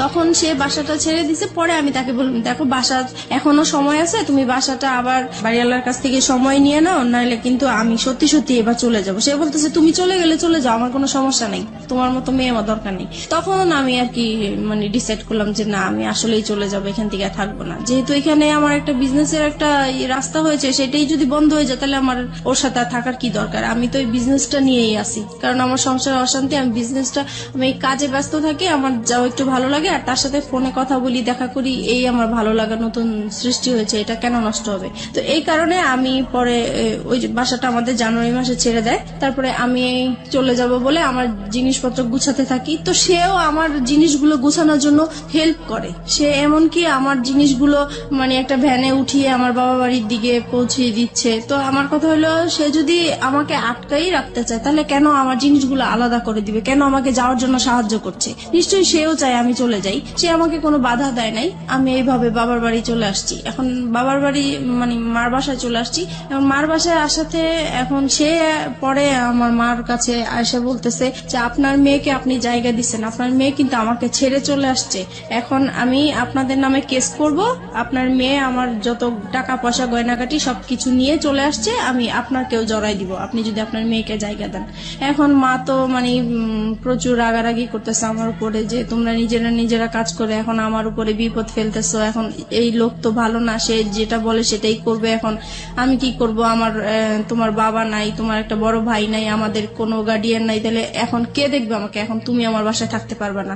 তো এখন থাকতে পারবে না, এখন আমি কোথায় যাব? ওকে ছেড়ে আসছি, এখন আমার যাওয়ার জায়গা নাই, যেহেতু আমাদের কোনো রিলেটিভও নাই। তো কি করব আমি? পরে আমি ওকে ফোন দিলাম, আমি যার সাথে ভালোবাসার সম্পর্ক হয়েছে আমি তাকে ফোন দিয়েছি। ফোন দেওয়ার পরে ওকে বললাম যে দেখো আমার এখন কি করা উচিত, আমি তো বুঝতেছি না, এখন মার বাসায় চলে আসছি, এখন মাও আমাকে রাখতে চাচ্ছে না। তো বলতেছে যে তাহলে তুমি এক কাজ করো, তুমি একটা বাসা নাও। পরে আমি বলতেছি বাসা নিব, তো আমি টাকা কোথায় পাবো, আমি ভাড়া কোত্থেকে দিবে? এই মুহূর্তে তো আমার হাতে কোনো টাকা পয়সাই নেই। পরে বলতেছে ঠিক আছে, সেটা আমি দেখবো, তুমি আগে খোঁজো বাসা। তারপরে আমি হচ্ছে সাবলেটের মধ্যে বাসা খুঁজতে গেলাম ওখানে।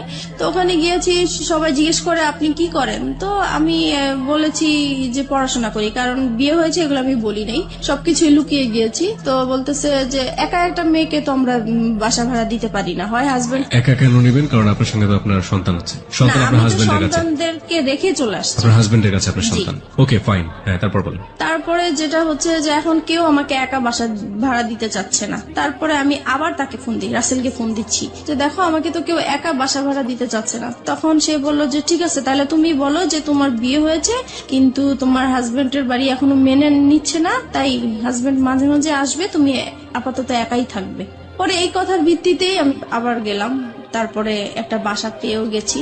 তারপরে ওখানে উঠলাম, সবকিছু নিয়ে ওখানে উঠলাম। মাকেও বললাম যে আমি এরকম এরকম জায়গায় বাসা নিয়েছি, কিন্তু বাসাটা চিনাইনি, জাস্ট বলেছি যে এখানে বাসা নিয়েছি। তারপরে যাই হোক মার কাছ থেকে চলে আসছি ওখানে। তারপরে মার প্রতি তো একটু রাগ আছেই যে আমাকে জায়গা দিল না। তারপরে এখন যেহেতু রাসেলকে হাজবেন্ড হিসাবে পরিচয় করিয়ে দিয়েছি আমি ওখানে, আর এতদিন আমরা বাইরে বাইরে ঘুরতাম, তো এখন মনে হয়েছে নিজের কাছে যে এখন যেহেতু নিজেদের বাসা হয়েছে, কেউ এখন আসবে না, কেউ জানবে না, আর সবাই জানে হাজবেন্ড, তাহলে বাসায় আসলে সমস্যা কি? তারপরে আমার এই বাসায় আসা শুরু হলো রাসেলের। জি, রাসেলের। প্রিয় শ্রোতা, আমরা এই জায়গাটায় ছোট্ট একটা বিরতি নিচ্ছি। ভুল এবং অপ্রিয় সত্যের একেবারে মাঝ নদী, যদি বলি একটা নদী, সেটার মাঝ নদীতে নৌকা ডুবছে, সেরকম একটা জায়গাতে আমরা রয়েছি এই মুহূর্তে।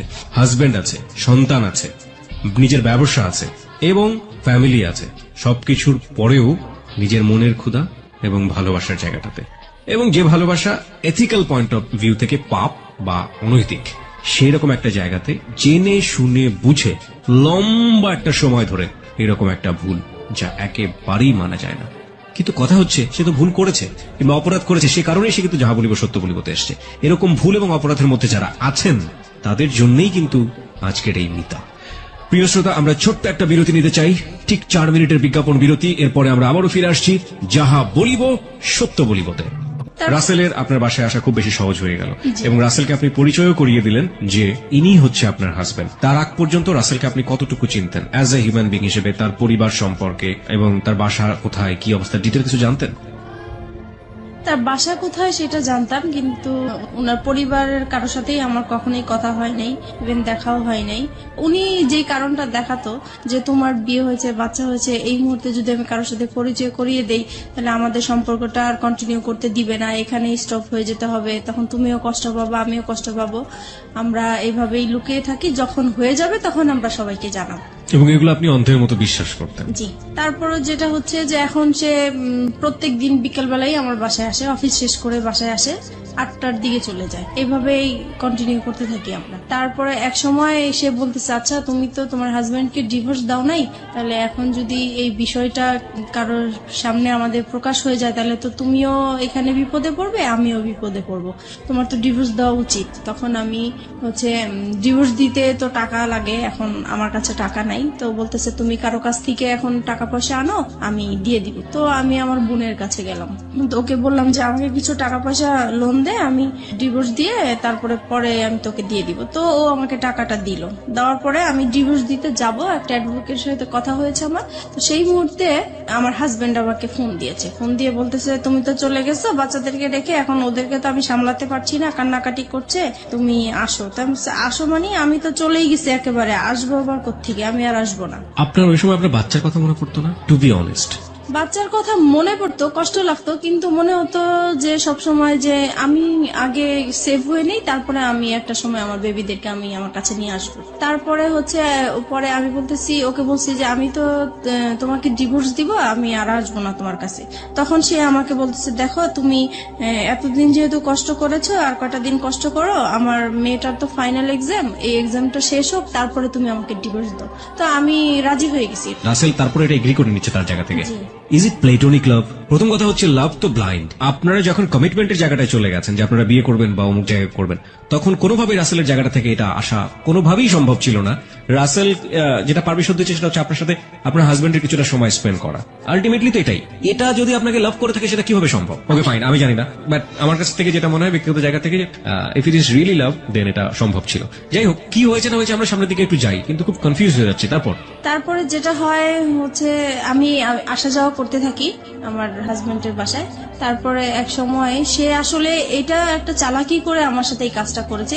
আমার মেয়ের এক্সামের যেই বিষয়টা, আসলে এটা পুরোপুরি তার একটা চালাকি। ওই আমি যেই টাইমটা তার বাসায় আসা যাওয়া করতাম, সে আমাকে ফলো করতো যে আমি আসলে কোত্থেকে আসি, কোথায় যাই।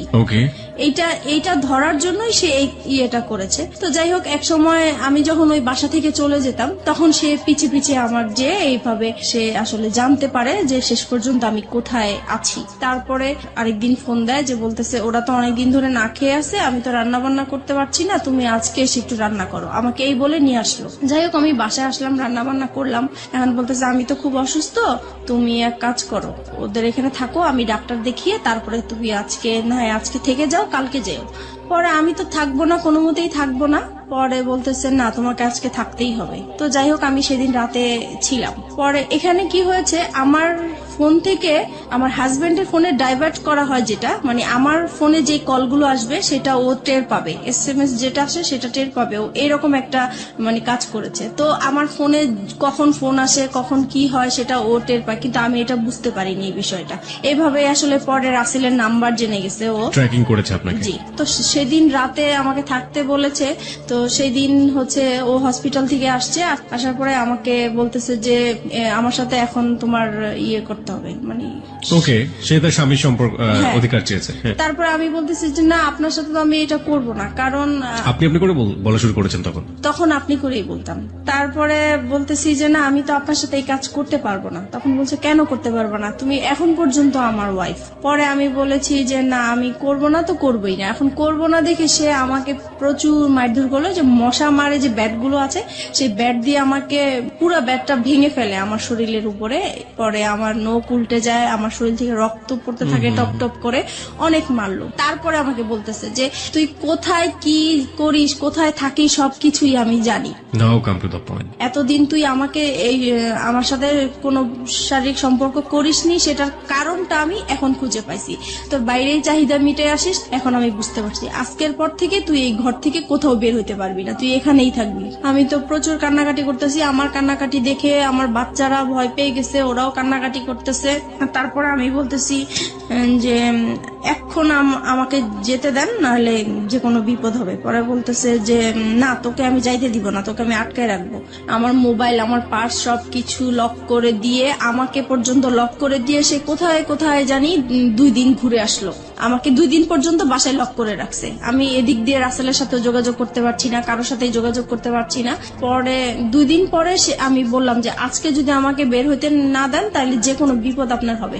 আর আমার মেয়েটা বলতেছে বাবা বাবা মাকে যেতে দাও, আর মাকে মেরো না, মাকে যেতে দাও, মা যেখানে ভালো লাগে মা সেখানেই চলে যাক, তুমি মাকে আর মেরো না। তো আমার মেয়ের কথা শুনে সে আমাকে ছেড়ে দিল।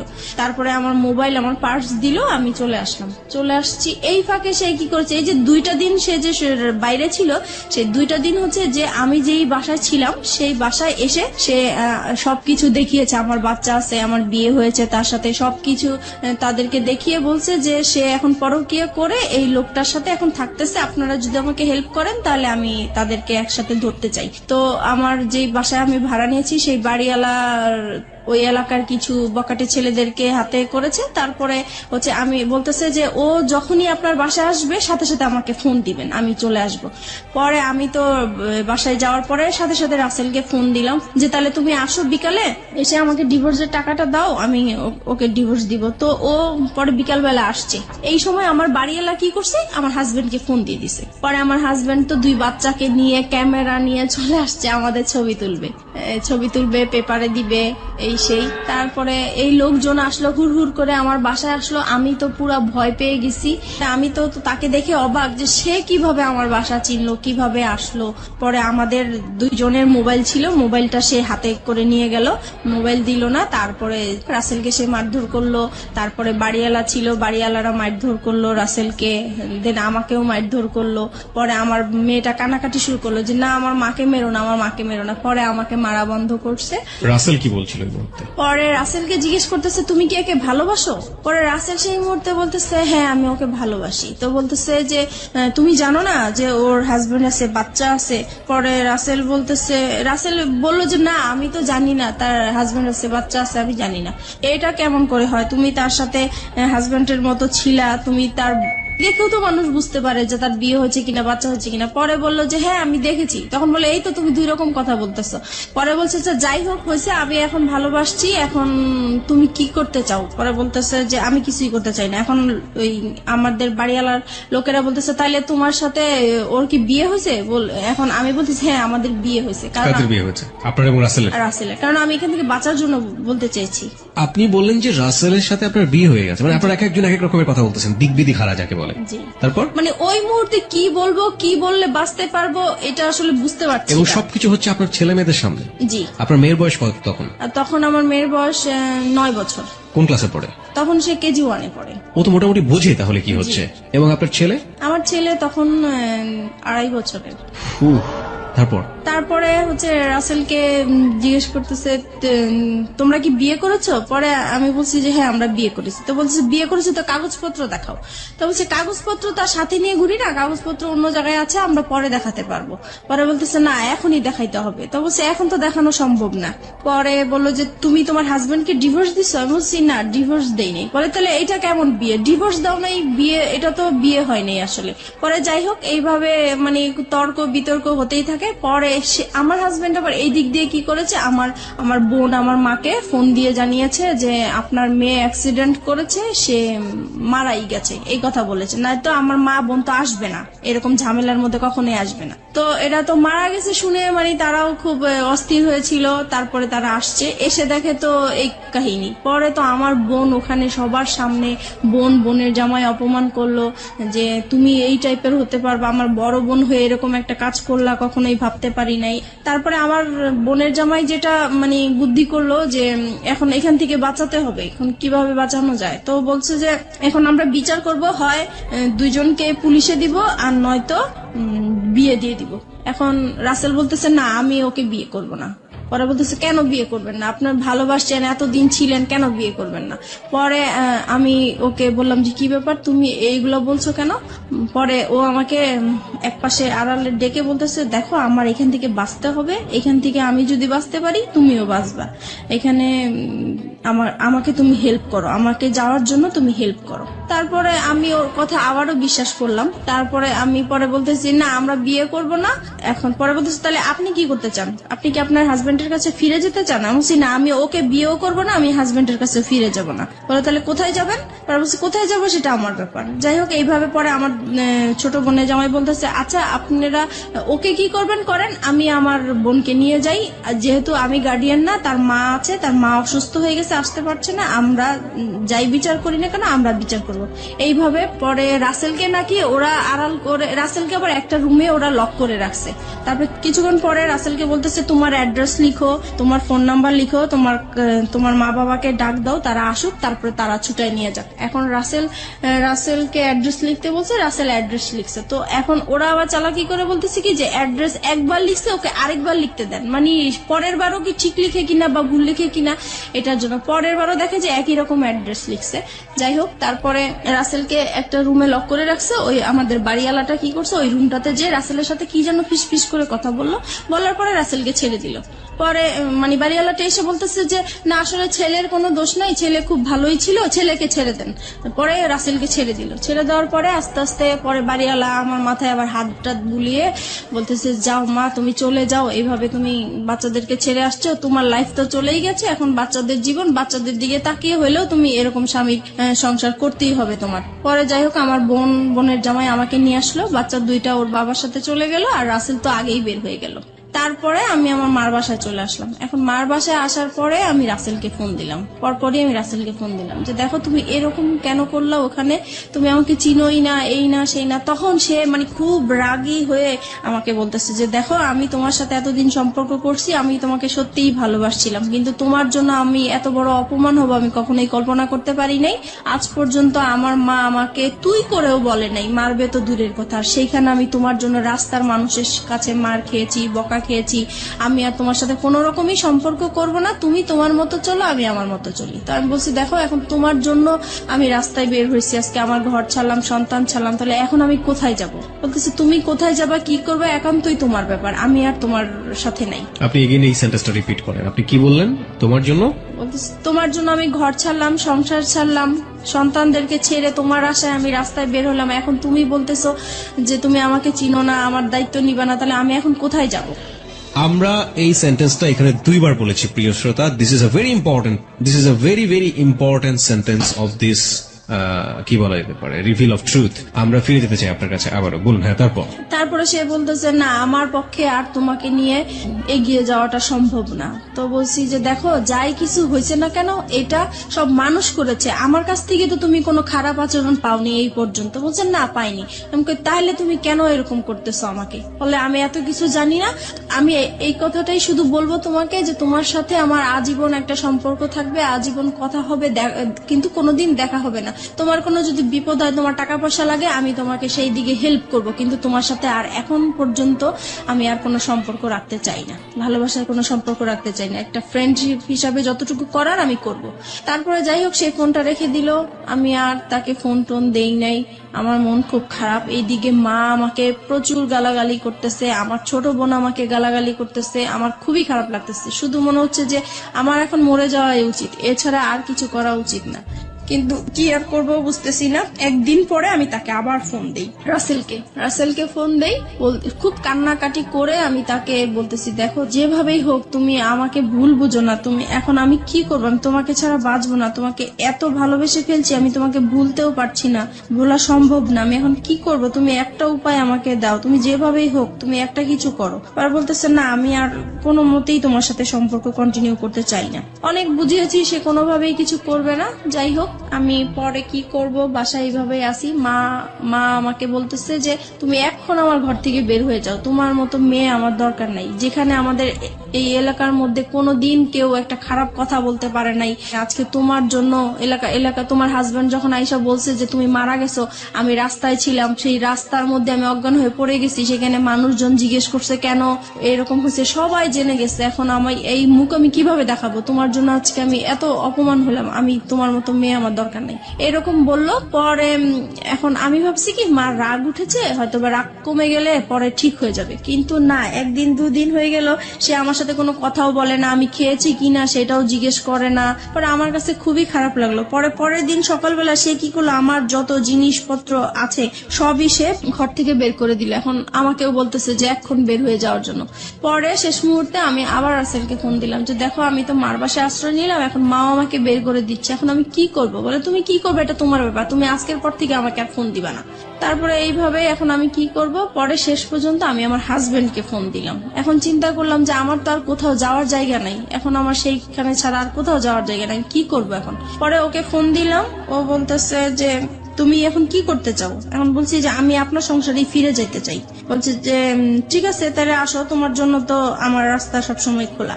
তখন আমি বলছি যে একটা শর্ত আছে। বলতেছি কি শর্ত? আমি বলছি কি আপনার সাথে আমি মানে যাব, আবার নতুন করে সংসার করব, ঠিক আছে, কিন্তু আমি আপনার সাথে কোনো স্বামী স্ত্রী সম্পর্ক রাখতে পারবো না। পরে বলছে এটা কেমন কথা, মানে হাজবেন্ড ওয়াইফ থাকবো, সবাই জানবে, অথচ তোমার আর আমার মাঝে স্বামী স্ত্রী কোনো সম্পর্কই থাকবে না, এটা তো হবে না। পরে আমি বলছি না, এটা যদি মেনে নেন তাহলে আমি আপনার সংসারে ফিরে যাব, নাহলে যাব না। পরে সে বললো যে ঠিক আছে, আমি রাজি। এখন সে হুট করে রাজি হয়ে গেল। যাই হোক, আমি যে উকিলের কাছে গিয়েছিলাম ডিভোর্সের জন্য, সেখানে যে আবার ক্যান্সেল করলাম, দুইজনে গেলাম, পরামর্শ নিলাম। উকিল বলল যে তোমরা ভালো হয়ে চলো, যে কোনো বিপদ হলে আমাকে আবার ফোন দিও।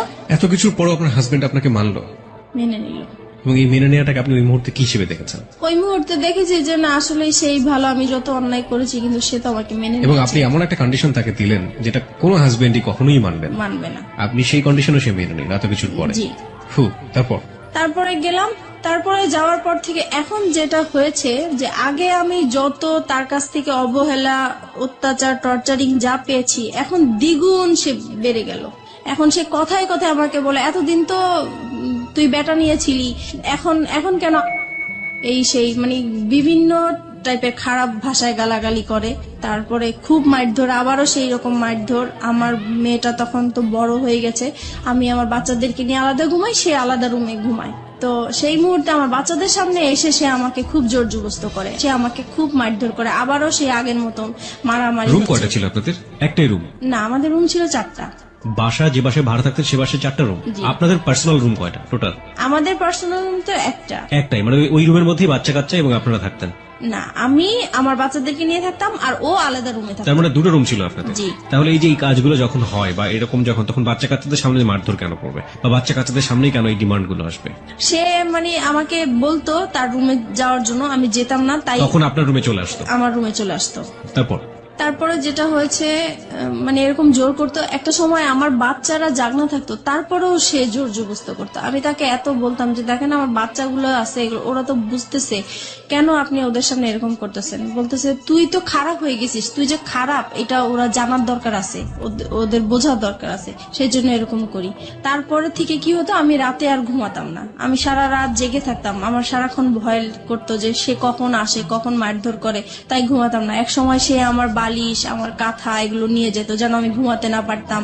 সে মানে ফ্যান বন্ধ করে রাখতো, লাইট জ্বালায় আপনি এরকম রাখতো। ক্রেজি কেন হয়ে গেলেন? আপনি স্বামী হিসেবে তাকে মানছেন, স্বামীর অধিকার তাকে দিচ্ছেন না কেন?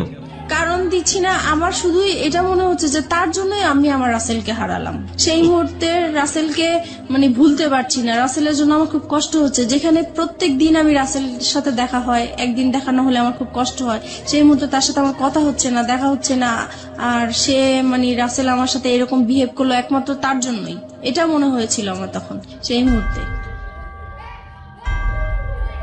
চলুন আমরা ফিরে যাই মিতার কাছে। মিতা, যে জায়গাটিতে আমরা ছিলাম, আপনি বলছিলেন যে আপনার হাজবেন্ডের সাথে, তখনও তিনি আপনার হাজবেন্ড, যদিও আপনি মন থেকে মানতে পারেন না, আপনার কাছে ওনার স্বামীর অধিকার চাওয়াটাই স্বাভাবিক, সেটা আপনি দিতে পারতেন না। এবং সেখানে খুব সহজ সরল একটা কথা আপনি বলেছিলেন একটু আগে, যেটা অনেকেই স্বীকার করবেন না। The real hard truth is যে ওই ছেলেটা, যে ছেলেটার সাথে আপনার অ্যাডাল্টারি সম্পর্ক, অ্যাডাল্টারি মানে অনেকেই বুঝবেন বাংলাতে হয়তো পরকীয়া বলে এটাকে, ওই অ্যাডাল্টারি সম্পর্কের এক ধরনের লাভ বলতেছেন আপনি সেটাকে, এবং মনে হতো যে ওই ছেলেটাকে তো সরে যাওয়ার পেছনে এই আমার হাজবেন্ডই দায়ী।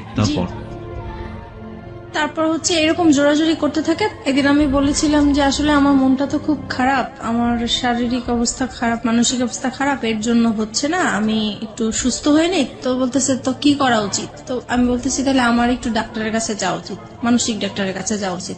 তো সে বলল ঠিক আছে তাহলে যাও তুমি। পরে আমি পিজি হসপিটালে যাই, ওখানে দেখাই একজন বিশেষজ্ঞকে। তারপরে সব কথাই উনাকে বললাম, উনি আমাকে প্রেসক্রিপশন করে দিল, আমাকে নিতে বললো। আমি ওই হসপিটালে গিয়েছিলাম, তো ওখানে জ্যামের জন্য আমি কিছু সময় আর কি ব্যয় হয়েছে আমার, তো আসতে দেরি হচ্ছিল। আমাকে ফোনের উপরে ফোন করে যাচ্ছে, ফোনের উপর ফোন করে যাচ্ছে। তো আমি বলতেছি আমি তো জ্যামে পড়ে আছি, এজন্য আসতে দেরি হয়েছে। পরে যাই হোক বাসায় আসলাম, আসার পরে সে কি করলো, আমাকে টেনে নিয়ে অন্য একটা তার রুমে নিয়ে গেল, নিয়ে যে আমার মানে কাপড় চোপড় যা আছে সব খুলে আমাকে চেক করতে লাগলো। তো আমি বললাম কি ব্যাপার, আপনি এরকম করছেন কেন? বলতেছে তুই এত দেরি করলি কেন, নিশ্চয়ই তুই কারোর সাথে কিছু করে আসছিস, সেটাই আমি চেক করছি। তখন এইভাবে আর কি পরে আরো অশান্তি, সেই দিন আমাকে খুব মারধর করলো। পরে আমি চিন্তা করলাম যে না আমি আর থাকবো না, কিন্তু থাকবো না তো কোথায় যাব বুঝতেছি না। পরে সেদিন রাতে আবার সে কোথায় জানি ছিল, বাসায় আসা নেই। পরে সেদিন রাতে আমি আবার মনে হলো যে আমি একটু রাসেলকে ফোন দিই, একটু ট্রাই করে দেখি আমার। পরে আমার কাছে একটা ফোন ছিল, আমি লুকিয়ে রাখছিলাম ওইটা। আমার তো এমনিতে ফোন টোন সব নিয়ে গেছে, তারপরে যেটা ছিল সেটা আমি লুকিয়ে রাখছি। ওইটা বের করে আমার আলাদা একটা সিম ছিল, ওইটা দিয়ে আমি রাসেলকে ফোন দিয়েছি। পরে ফোন দেওয়ার পরে রাসেল কি করলো, মানে খুব কান্নাকাটি, মানে কান্না কান্না কণ্ঠে সে আমার সাথে কথা বললো, আর আমি তো কান্না করতেছি। পরে আমি বলতেছি যে কি ব্যাপার, কেমন আছো? তো সে বলতেছে যে আমি তো ভালো নাই, তোমাকে ছাড়া আমি কিভাবে ভালো থাকবো? তো এটা শুনে আমার আরো বেশি কান্না করলো, কারণ তার প্রতি এখনো আমার ভালোবাসা আছে। তো আমি বলছি কি ব্যাপার, তুমি এরকম কথা বলছো কেন? তোমার জন্যই তো আজকে আমি এখানে চলে আসছি, তুমি কেন এই ধরনের কথা বলতেছে? বলে যে আমি তো তখন বুঝতে পারি নাই, তুমি চলে গেলে আমার এতটা কষ্ট হবে, আমি আসলেই খুব কষ্টে আছি। তো বলছি দেখো আমিও তো কষ্টে আছি, আগে যেরকম যন্ত্রণা করতো তার চাইতে এখন আরো বেশি বেড়ে গেছে, তাই আমি থাকতে পারছি না। পরে বলতেছে তাহলে তুমি এক কাজ করো, তুমি আর একটা মাস থাকো, একটা মাস পরে আমি তোমাকে যে কোনো একটা কিছু করব। তো আমি বলছি দেখো আমার কাছে আমি যদি একটা মাস থাকি তাহলে আমার এখানে লাশ বের হবে, আমি আর থাকবো না, ও যেভাবে আমাকে টর্চার করতেছে। পরে বলতেছে তাহলে তুমি কি করতে চাও? এখন আমি বলছি কি দেখো আমি ওকে আজকেই বের হয়ে যেতে চাই, বের হয়ে ওকে আমি একটা ডিভোর্স দিয়ে দিব সাথে সাথেই। তারপরে আমি কারো কাছে ধরো এক মাস, তুমি যেহেতু সময় নিতে চাচ্ছ, এক মাস আমি কোথাও আশ্রয় নিব, তারপরে তুমি যেটা করবে আমি সেটাই প্রস্তুত থাকবো। পরে বলতেছে যে ঠিক আছে তাহলে তুমি যেটাই করো ভেবে চিন্তে করো। পরে আমি কি করলাম, পরে আমি এখন বের হয়ে যাব। পরের দিন চিন্তা করছি, কাপড় চোপড় নিয়েছি, মানে পড়েছি। এখন সে আমার পার্স আর মোবাইল তো আটকে রাখছে, আমি তো নাম্বার কারোর সাথে যোগাযোগ করবো বা কিছু সেই রকম কোনো ব্যবস্থা নাই। পরে আমি বলতেছি আমার পার্স দেন, আমি একটু বাইরে যাব। সে বলে বাইরে কোথায়? আমি বাইরে আমার একটু কাজ আছে, আমি যাব। সে আমাকে যেতেই দিবে না। পরে এটা নিয়ে অনেক মারধর হইলো।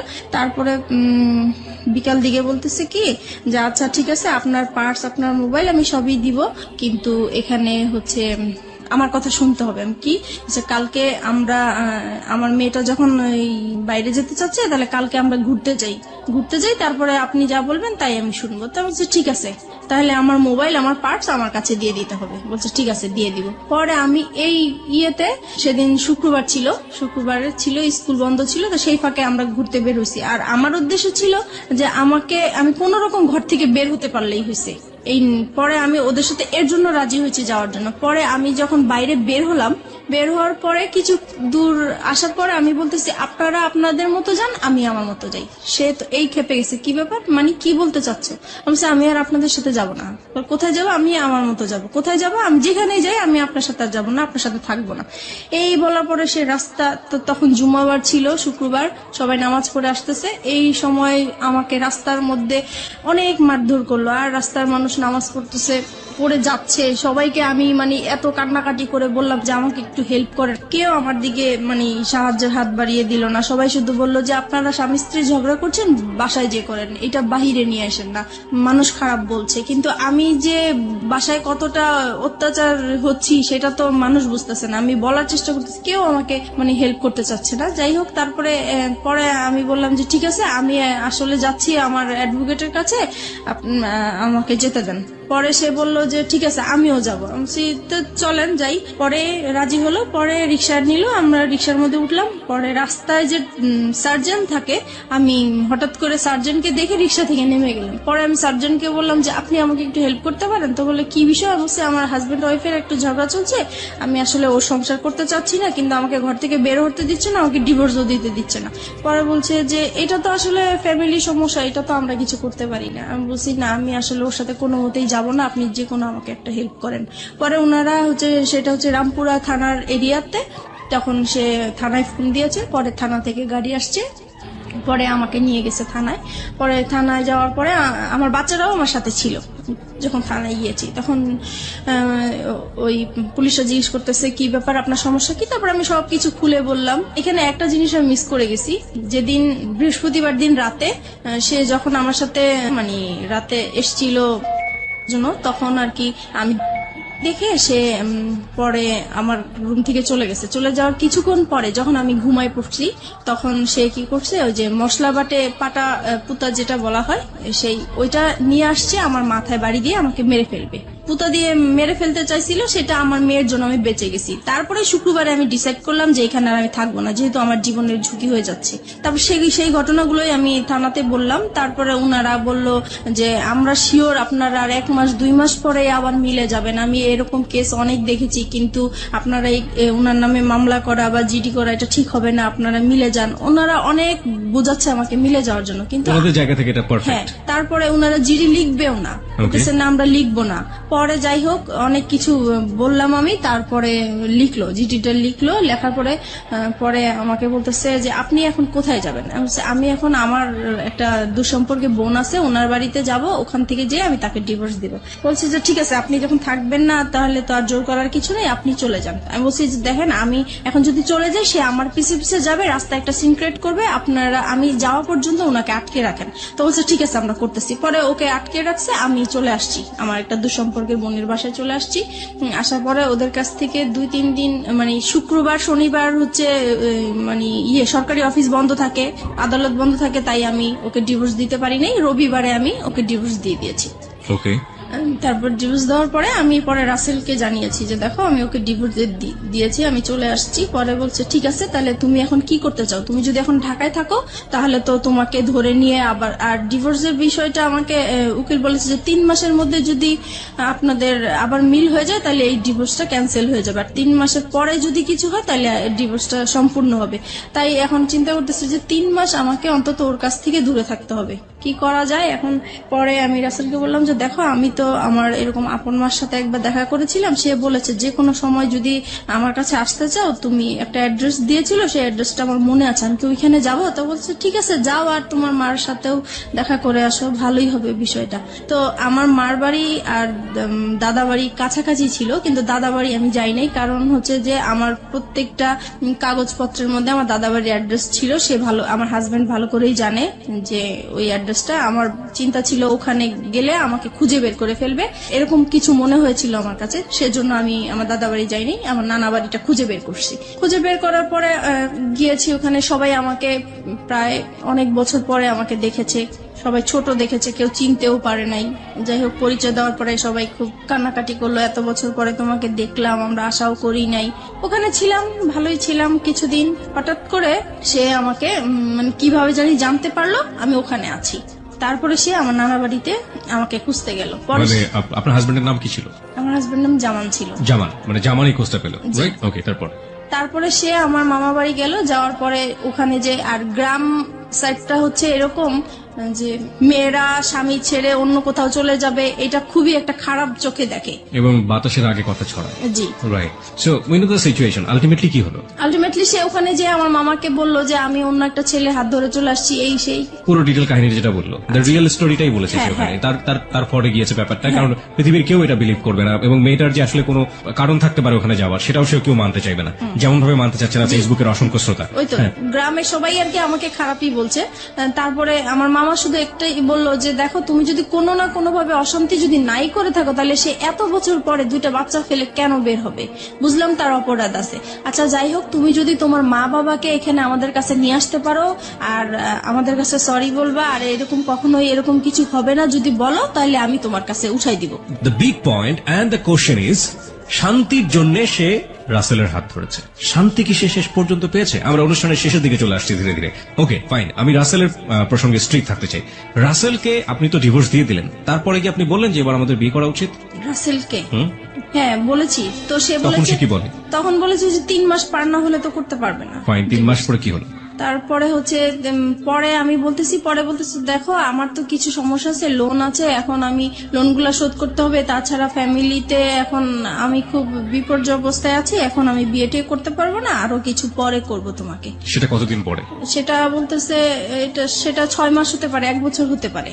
পুরোপুরি অনিশ্চয়তা। জি। ততদিনে কি আপনার ছেলে মেয়েগুলো কি আপনার কাছে থাকে নাকি আপনার জামানের কাছে? জামানের কাছেই থাকে। 3 মাস পরে, মানে ডিভোর্স হয়ে যাওয়ার 3 মাস পরে, আলটিমেটলি যখন ডিভোর্সটা অ্যাক্টিভ হয়ে গেল, জি। তাই তো? তখন আপনি কি করছিলেন? তখন আমি হচ্ছে মানে জায়গায় জায়গায় আশ্রয় নিয়ে বেড়াচ্ছি, যেহেতু আমার নানা বাড়ি চিনে ফেলেছে, নানা বাড়ি আর থাকা যাবে না, সেজন্য আমি আমার মা থাকতো ঢাকায় গাজীপুরে চলে গিয়েছি। তারপরে গাজীপুরে যাওয়ার পরে ওখানেও সে বের করে ফেলেছে। আর ওখানে একটা ইতিহাস হয়েছে, যেটা হচ্ছে যে আমার মার যে দ্বিতীয় হাজবেন্ড, ওনার সাথে আমার এক্স হাজবেন্ডের আর কি একটা ভালো সম্পর্ক হয়ে গেছে। আর আমার হাজবেন্ড হচ্ছে তাকে টাকার লোভ দেখিয়েছে যে আপনি যদি ওকে আমার হাতে তুলে দিতে পারেন তাহলে আপনাকে টাকা দিব। আপনার হাতে তুলে, মানে ওর হাতে তুলে দিলে লাভটা কি হবে? ও কি করতে চায় আপনার সঙ্গে? আমার সাথে মানে সে সংসার করবে। এখনো সে সংসার করবে? এখনো সে সংসার করবে, মানে ডিভোর্স হয়ে যাওয়ার পরও সে সংসার করবে। কেন করবে সেটা আমি জানি। সে সবাইকে কস দেখায় যে 2টা বাচ্চার জন্য হলেও আমি তাকে নিতে চাই, সে যত কিছুই করুক না কেন, আমি 2টা বাচ্চার জন্য হলেও সংসার করতে চাই। ওকে। পরে উনি এরকম আর কি। আর তারপরে এই যখন ওনাকে টাকার লোকটা দেখিয়েছে, তারপর থেকে ওই লোকটা আমাকে সবসময় জ্বালাতন করতো, বলতো চলে যাও, তুমি থাকতে পারবে না আমার বাসায়, এই সেই অনেক যন্ত্রণা করতো। পরে একটা সময় আমার আর ওইখানে থাকা হতো না, আমি খুব কষ্ট পেতাম। পরে আমি চিন্তা করলাম যে আমি এখন কোথায় যাব, সবকিছুই তো হারিয়ে ফেললাম, কার কাছে এখন যে আশ্রয় নিতে পারি। তখন আমার মাথায় একটা জিনিস আসলো যে আমি এখন পর্যন্ত আমার বাবার কাছে যাইনি, আমার বাবার আশ্রয়টা বাকি আছে, আমি সেখানে যাব। পরে আমি বাবাকে খুঁজে বের করলাম, পরে বাবার কাছে আমি আশ্রয় নিলাম। বাবার কাছে আশ্রয় নেওয়ার পরে সে আবার ওই একইভাবে মানে টের পেয়ে গেল আমি বাবার কাছে আছি। তারপরে হচ্ছে সে আমার সাথে ওইখানে আসছে, আমার বাবার কাছে আসছে, এসে আমার বাবাকে বিশ্রী ভাষায় গালাগালি করলো, আমাকে গালাগালি করলো, করার পরে আমাকে থ্রেট দিল যে মেরে ফেলবে, আমার বাবা সহ মেরে ফেলবে, এই সেই। পরে আমি আবার জিডি করতে গেলাম ওর নামে, যেহেতু আমাকে থ্রেট দিচ্ছে আমি এখন ওর নামে জিডি করব। পরে আমি রামপুরা থানায় আবার গেলাম, যাওয়ার পরে বলতেছে যে আপনি এখন যে এরিয়ায় আছেন ওই থানায় যেয়ে বলবেন, এখন আর আমাদের কোনো কাজ নেই। তারপরে আমি এখন যে এরিয়া আছি ওই থানায় গেলাম, ওই থানায় যাওয়ার পরে সে আর কি আমাকে জিডিটা লিখলো। তারপরে বলতেছে যে এবার আচ্ছা আমরা তো জিডি লিখছি, আমাকে চা খাওয়ার জন্য পয়সাটা দেন, কিছু পয়সা দেন। পরে বলতেছি যে দেখেন আমার কাছে তো কোনো পয়সা নাই, আমার অবস্থা খুবই খারাপ। তো বলতেছে আপনাকে দেখে তো মনে হয় না যে আপনার কাছে পয়সা নাই, দেখেন পুলিশ ঘুষ চাচ্ছে আর কি। জি। তো আমি বলতেছি দেখেন সত্যিই আমার কাছে পয়সা নাই। বলে পয়সা না থাকলে আপনি এত পাংপুং করে বেড়ান কেন? তো বলছি এটা তো আমার অভ্যাস হয়ে গেছে, এখন আমি যদি ভালো থাকতে চাই এখন আমি কিভাবে খারাপ থাকবো, ইচ্ছা করে কিভাবে খারাপ থাকবো? বলে অত কিছু বুঝি না, আমাদের চা খাওয়ার জন্য পয়সা দিতেই হবে। তো আমি পরে পার্সটা ওনাকে দেখিয়ে দিলাম যে দেখেন এই যে আমার সত্যি আমার কাছে টাকা নেই। পরে যাই হোক উনি কোন রকমের জিডিটা লিখে আমার কাছে একটা পেপারস দিল, দিয়ে পরে বললো যে এবার আপনি যান। পরে বলতেছে আচ্ছা আরেকটা পরে লাস্টের দিকে ডেকে বলতেছে আপনার হাজবেন্ড আপনাকে কোথায় এরকম করছে, রাস্তায় হয়রানি করেছে। তা বলছে এটা এয়ারপোর্ট এলাকায় করেছে। বলতেছে তাহলে আপনি এক কাজ করেন, আপনি এয়ারপোর্টে একটা যায় জিডি করেন ওনার নামে। পরে আমি কি করলাম, আমি সাথে সাথে আবার এয়ারপোর্ট থানায় গেলাম। তো এয়ারপোর্ট থানায় গিয়েছি, পরে বলেছি সব বিষয়টা। পরে বলছে তাহলে তো আপনি ওখানে জিডি করেছেন, এখানে জিডি তো বারবার তো জিডি হয় না। তা বলছে উনারাই পাঠাইছে, আমি এখন কি করব। পরে দেখি আপনার জিডি পেপারটা দেখি, তো ওই এসআইটা পেপারটা দেখে বলতেছে আপনার তো জিডি কমপ্লিট হয় নাই। আমাকে কেন? বলছে না এটা তো থানার সিল থাকবে এবং আপনার এইটা কে হ্যান্ডেল করবে সেই অফিসারের নাম থাকবে, কিন্তু এখানে তো কিছুই নেই। বলে আসলে আমার কাছে উনি টাকা চেয়েছিল তো আমি দিতে পারি নাই, হয়তো বা এটা হচ্ছে। পরে উনি আবার ওই থানায় ফোন দিল, তারপর ওনাদেরকে বললো কেন আপনারা এই কাজটা করলেন, তাড়াতাড়ি ওনার কাজটা কমপ্লিট করেন। পরে আমাকে আবার পাঠালো।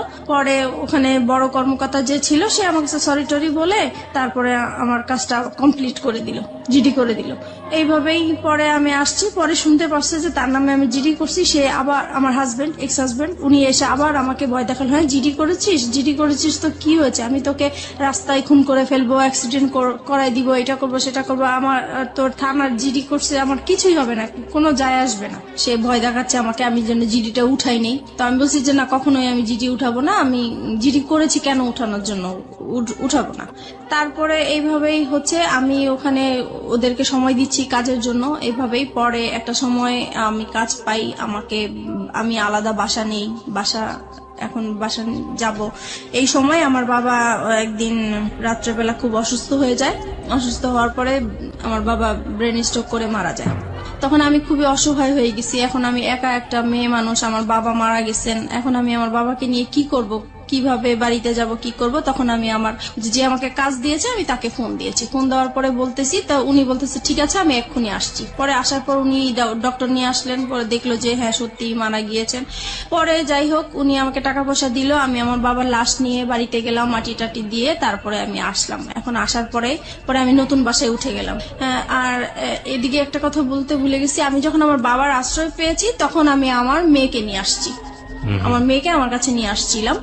তারপর আমার মেয়ে ছিল আমার কাছে, তারপরে মেয়েকে নিয়ে আলাদা বাসা নিয়েছি। মাঝে মধ্যে আমার হাজবেন্ডের সাথে কথা হয়, তারপরে আমার ছেলেকে দেওয়ার কথা বলি, সে বলে যে না মেয়েকে নিয়ে গেছো ভালো কথা, ছেলেকে আমি কখনোই তোমাকে দিব না। তারপরে আমি কাজ করতে থাকি, এদিক দিয়ে মেয়েকে স্কুলে ভর্তি করে দিয়েছি। আমি আপনাকে কিছু কোশ্চেন করবো এই মুহূর্তে, কোশ্চেনগুলো খুব ছোট ছোট করে আমি জানতে চাই।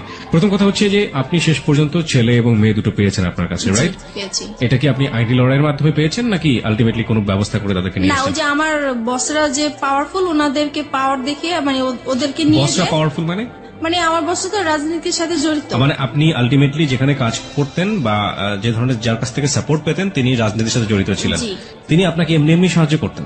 জি। এমনি এমনি কি ওই দুনিয়া আজকালকে সাহায্য করে? এবং তাও আপনার মতো মানুষকে কেন করতে যাবে সে সাহায্য? উনি একটা অসহায় মেয়ে মানুষ হিসেবে আমাকে সাহায্য করেছে। আর ওনার একটা আশা ছিল, প্রথমে আমি বুঝতে পারি নাই। একদিন সে আমাকে বলেছিল যে তুমি যদি কিছু মনে না করো আমি তোর সাথে একটা কথা বলবো। তো বলতেছে যে আমি তোমাকে বিয়ে করতে চাই। তো আমি বলছি যে না আসলে আমি আপনাকে বিয়ে করতে পারবো না। তখন বলে যে কেন করতে পারবো না? তো আমি বলছি যে আসলে আমি একজনকে ভালোবাসি, তার সাথে আমি এখনো আছি, সে আমাকে বিয়ে করবে, আমি তার সাথে কমিটমেন্টে আছি। Okay fine.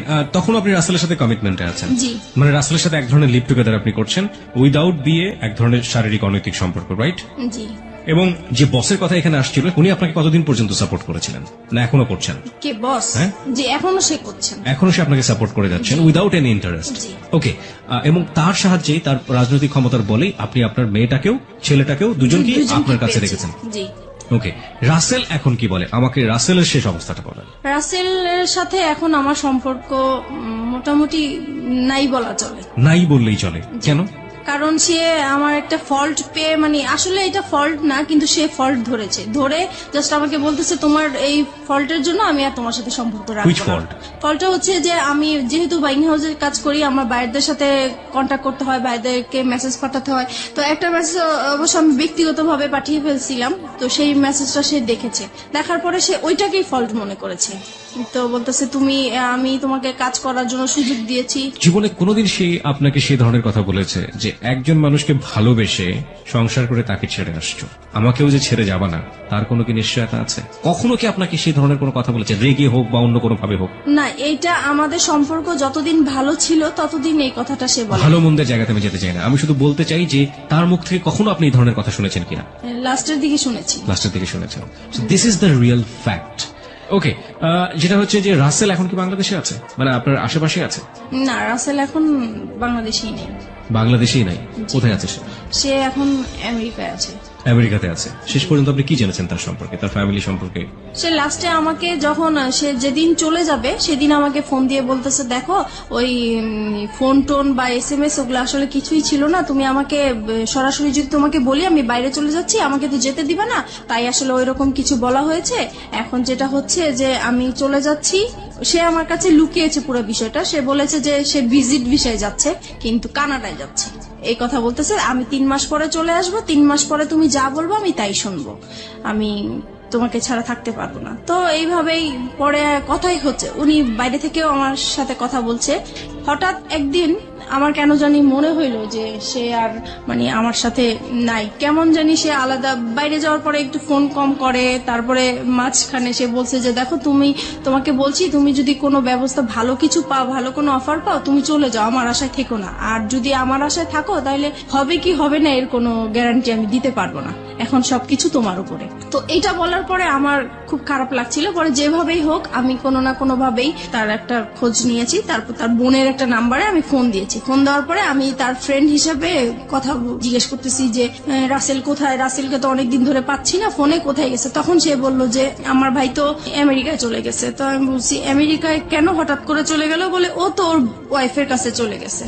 তখন আমি শর্ট হয়ে গেছি কথাটা শুনে। তারপরে আমি বললাম যে ওয়াইফ মানে সে কবে বিয়ে করেছে? বলতেছে সে তো 3 বছর আগে বিয়ে করেছে।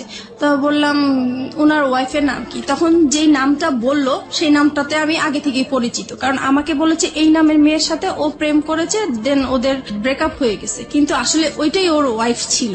আর যখন ব্রেকআপ হয়ে গেছে তখনই ওর বউ বাইরে চলে গিয়েছিল, সেই টাইমটা সে আমার সাথে পাস করেছে। এখন বুঝতে পারছি যে সে মানে আসলে টাইম পাস করার জন্যই আমার সাথে রিলেশন করা। এত বড় ভুল একজন মানুষ কখন করতে পারে? মানে আমি ঠিক জানি না, ভালোবাসলেই বোঝা সম্ভব না। লাভ রানস ব্লাইন্ড একটা কথা আছে যে ভালোবাসা হচ্ছে অন্ধ, এবং একটা মানুষকে কতটা অন্ধ করে দিলে একটা মানুষ এই কাজটা আসলে আমি ওর ভালোবাসার অন্ধ ছিলাম। ও এরকম কিছু কথা বলতো যা আমার কাছে খুবই মানে ভালো লাগতো এবং বিশ্বাসযোগ্য ছিল। আর যেহেতু ওকে আমি বারবার বলেছি আমি এই সমস্যাগুলো আমার হাজবেন্ডের কাছ থেকে পেয়েছি, দেন ও আমাকে মানে সবসময় ফ্রিডম দিত, সবকিছু আমি যা বলতাম তা মেনে নিত সবকিছু।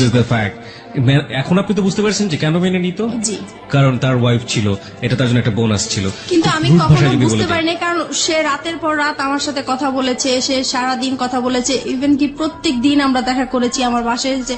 আমি কখনো বুঝতেই পারি নাই যে সে ম্যারিড পার্সন হতে পারে। রাইট, ম্যারিড পার্সন না হলেও আপনার জন্য এটা একটা ভুল ছিল। সে আপনাকে বিয়ে করেনি, আপনাকে কমিটমেন্ট দিয়েছে, কমিটমেন্ট রাখেনি। This are all fault. Lastly কি অবস্থা বলেন তো আপনি আমাকে? লাস্ট যেটা হচ্ছে এখন সে মানে আমি যে জানতে পেরেছি তার বিষয়গুলো আমি তাকে জানতে দেই নাই, বুঝতে দেই নাই। আমি এখনো তার সাথে কথা বলে যাচ্ছি। এখন আপনি তাকে লাভ করেন? এখনো তাকে লাভ করি, এবং আমার মানে এখনো মনে হচ্ছে যে আমি তার জন্য সারা জীবন অপেক্ষা করে যাব। কেন? কারণ তাকে আমি অন্ধের মতো ভালোবাসি। এই জায়গাটায় যদি পাবলিক আপনাকে গালি দেয়, গালমন্দ করে, আমার কিচ্ছু বলার নেই। I will inspire them to be honest. But আপনি যে কারণে আজকে এখানে এসছেন, ভুলের জায়গাটাতে আপনার ভুলটা কোথায় ছিল সেই জায়গাটা আমি আপনাকে স্যালুট করি। এই ভুলের জায়গাটা আপনি একেবারে শেষ দিকে এসে আমাদেরকে আরেকবার স্মরণ করিয়ে দিন। আপনি কি মনে করেন আপনার ভুলটা কোথায় ছিল, অপরাধটা কোথায় ছিল? আমার অপরাধটা ছিল যে আমার সংসারেই থাকা উচিত ছিল। যত অশান্তি হোক আমি যদি একটু স্যাক্রিফাইস করতাম আমার সংসারটা টিকে যেত। আর দ্বিতীয় ভুল করেছি যে আমি তাকে ভালোবেসেছি, আমার তাকে ভালোবাসা উচিত হয় নাই। আর যেহেতু সে সবকিছু আমার কাছে লুকিয়ে রেখেছে, তার পরিচয় না জেনে এরকম অপরিচিত একটা মানুষের সাথে সবকিছু করাটা আমার ঠিক হয়নি। আপনি কি পারবেন আপনার সন্তানদেরকে সঠিক উত্তর দিতে যে আপনি এগুলো কেন করেছেন? আজকে লাখো মানুষের কাছে আপনি জবাব দিচ্ছেন। আপনার সন্তান যদি কখনো আপনার সামনে দাঁড়ায় জিজ্ঞেস করে, আমি কখনোই কিছু বলতে পারবো না। That is the ultimate penalty of you. আর কিচ্ছু লাগবে না। That is the ultimate penalty. Because আমি ধরে নিচ্ছি আপনার হাজবেন্ড ভালো ছিল না। দেখুন কতগুলো সমাধান হতে পারতো। আপনার হাজবেন্ড খারাপ ছিল, আপনি তাকে ডিভোর্স করে দিতেন। হ্যাঁ, ডিভোর্স করে দিয়ে আপনি আলাদা থাকতে পারতেন, আপনি একটা লম্বা সময় নিতে পারতেন, দুজনের সেপারেশনে থাকতে পারতেন লম্বা সময়ের জন্য, ট্রাই করতেন যে আলটিমেটলি আপনি ফিল করেন কিনা তাকে। ইকোনমিক সাপোর্টের একটা জায়গার ব্যাপার ছিল, ফাইন, ইকোনমিক সাপোর্টের জায়গায় আপনি নিজে স্বাবলম্বী হওয়ার জন্য যথেষ্ট রসদ আপনার কাছে ছিল, আপনি কাজ জানেন, আপনি হাতের কাজ জানেন, আপনি সেগুলো নিয়ে কাজ করতে পারতেন, এবং এই কাজ করে বাংলাদেশে অনেক অনেক মেয়েরা আজকে স্বাবলম্বী, আপনি সেই জায়গাটা থেকে পারতেন, আপনি সেটাও করেননি। আপনি second time fall in love with someone, আপনি দুটো বাচ্চার মা হওয়ার পরেও, এবং সেই ফল ইন লাভটা ঠিক সেম ব্যাপার ছিল লাইক ইউর হাজব্যান্ড, যখন আপনি হাজব্যান্ডের সাথে ভালোবেসেছিলেন, still you are fall in love with that guy, যে মানুষটা আপনার সাথে এক ধরনের বড় হিপোক্রিসি করেছে। তাহলে আপনার প্রথম হাজব্যান্ডের ক্ষেত্রে অপরাধটা কোথায় ছিল? আমি তাকে কোনো অপরাধ দেখছি না।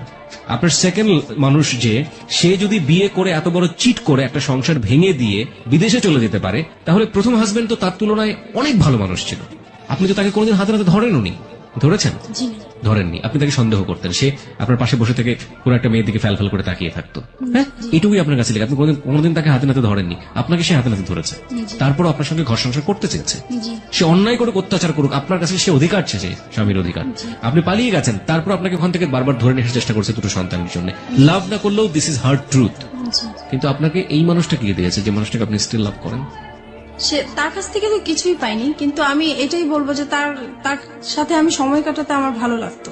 Is that all thing for life? This is very funny.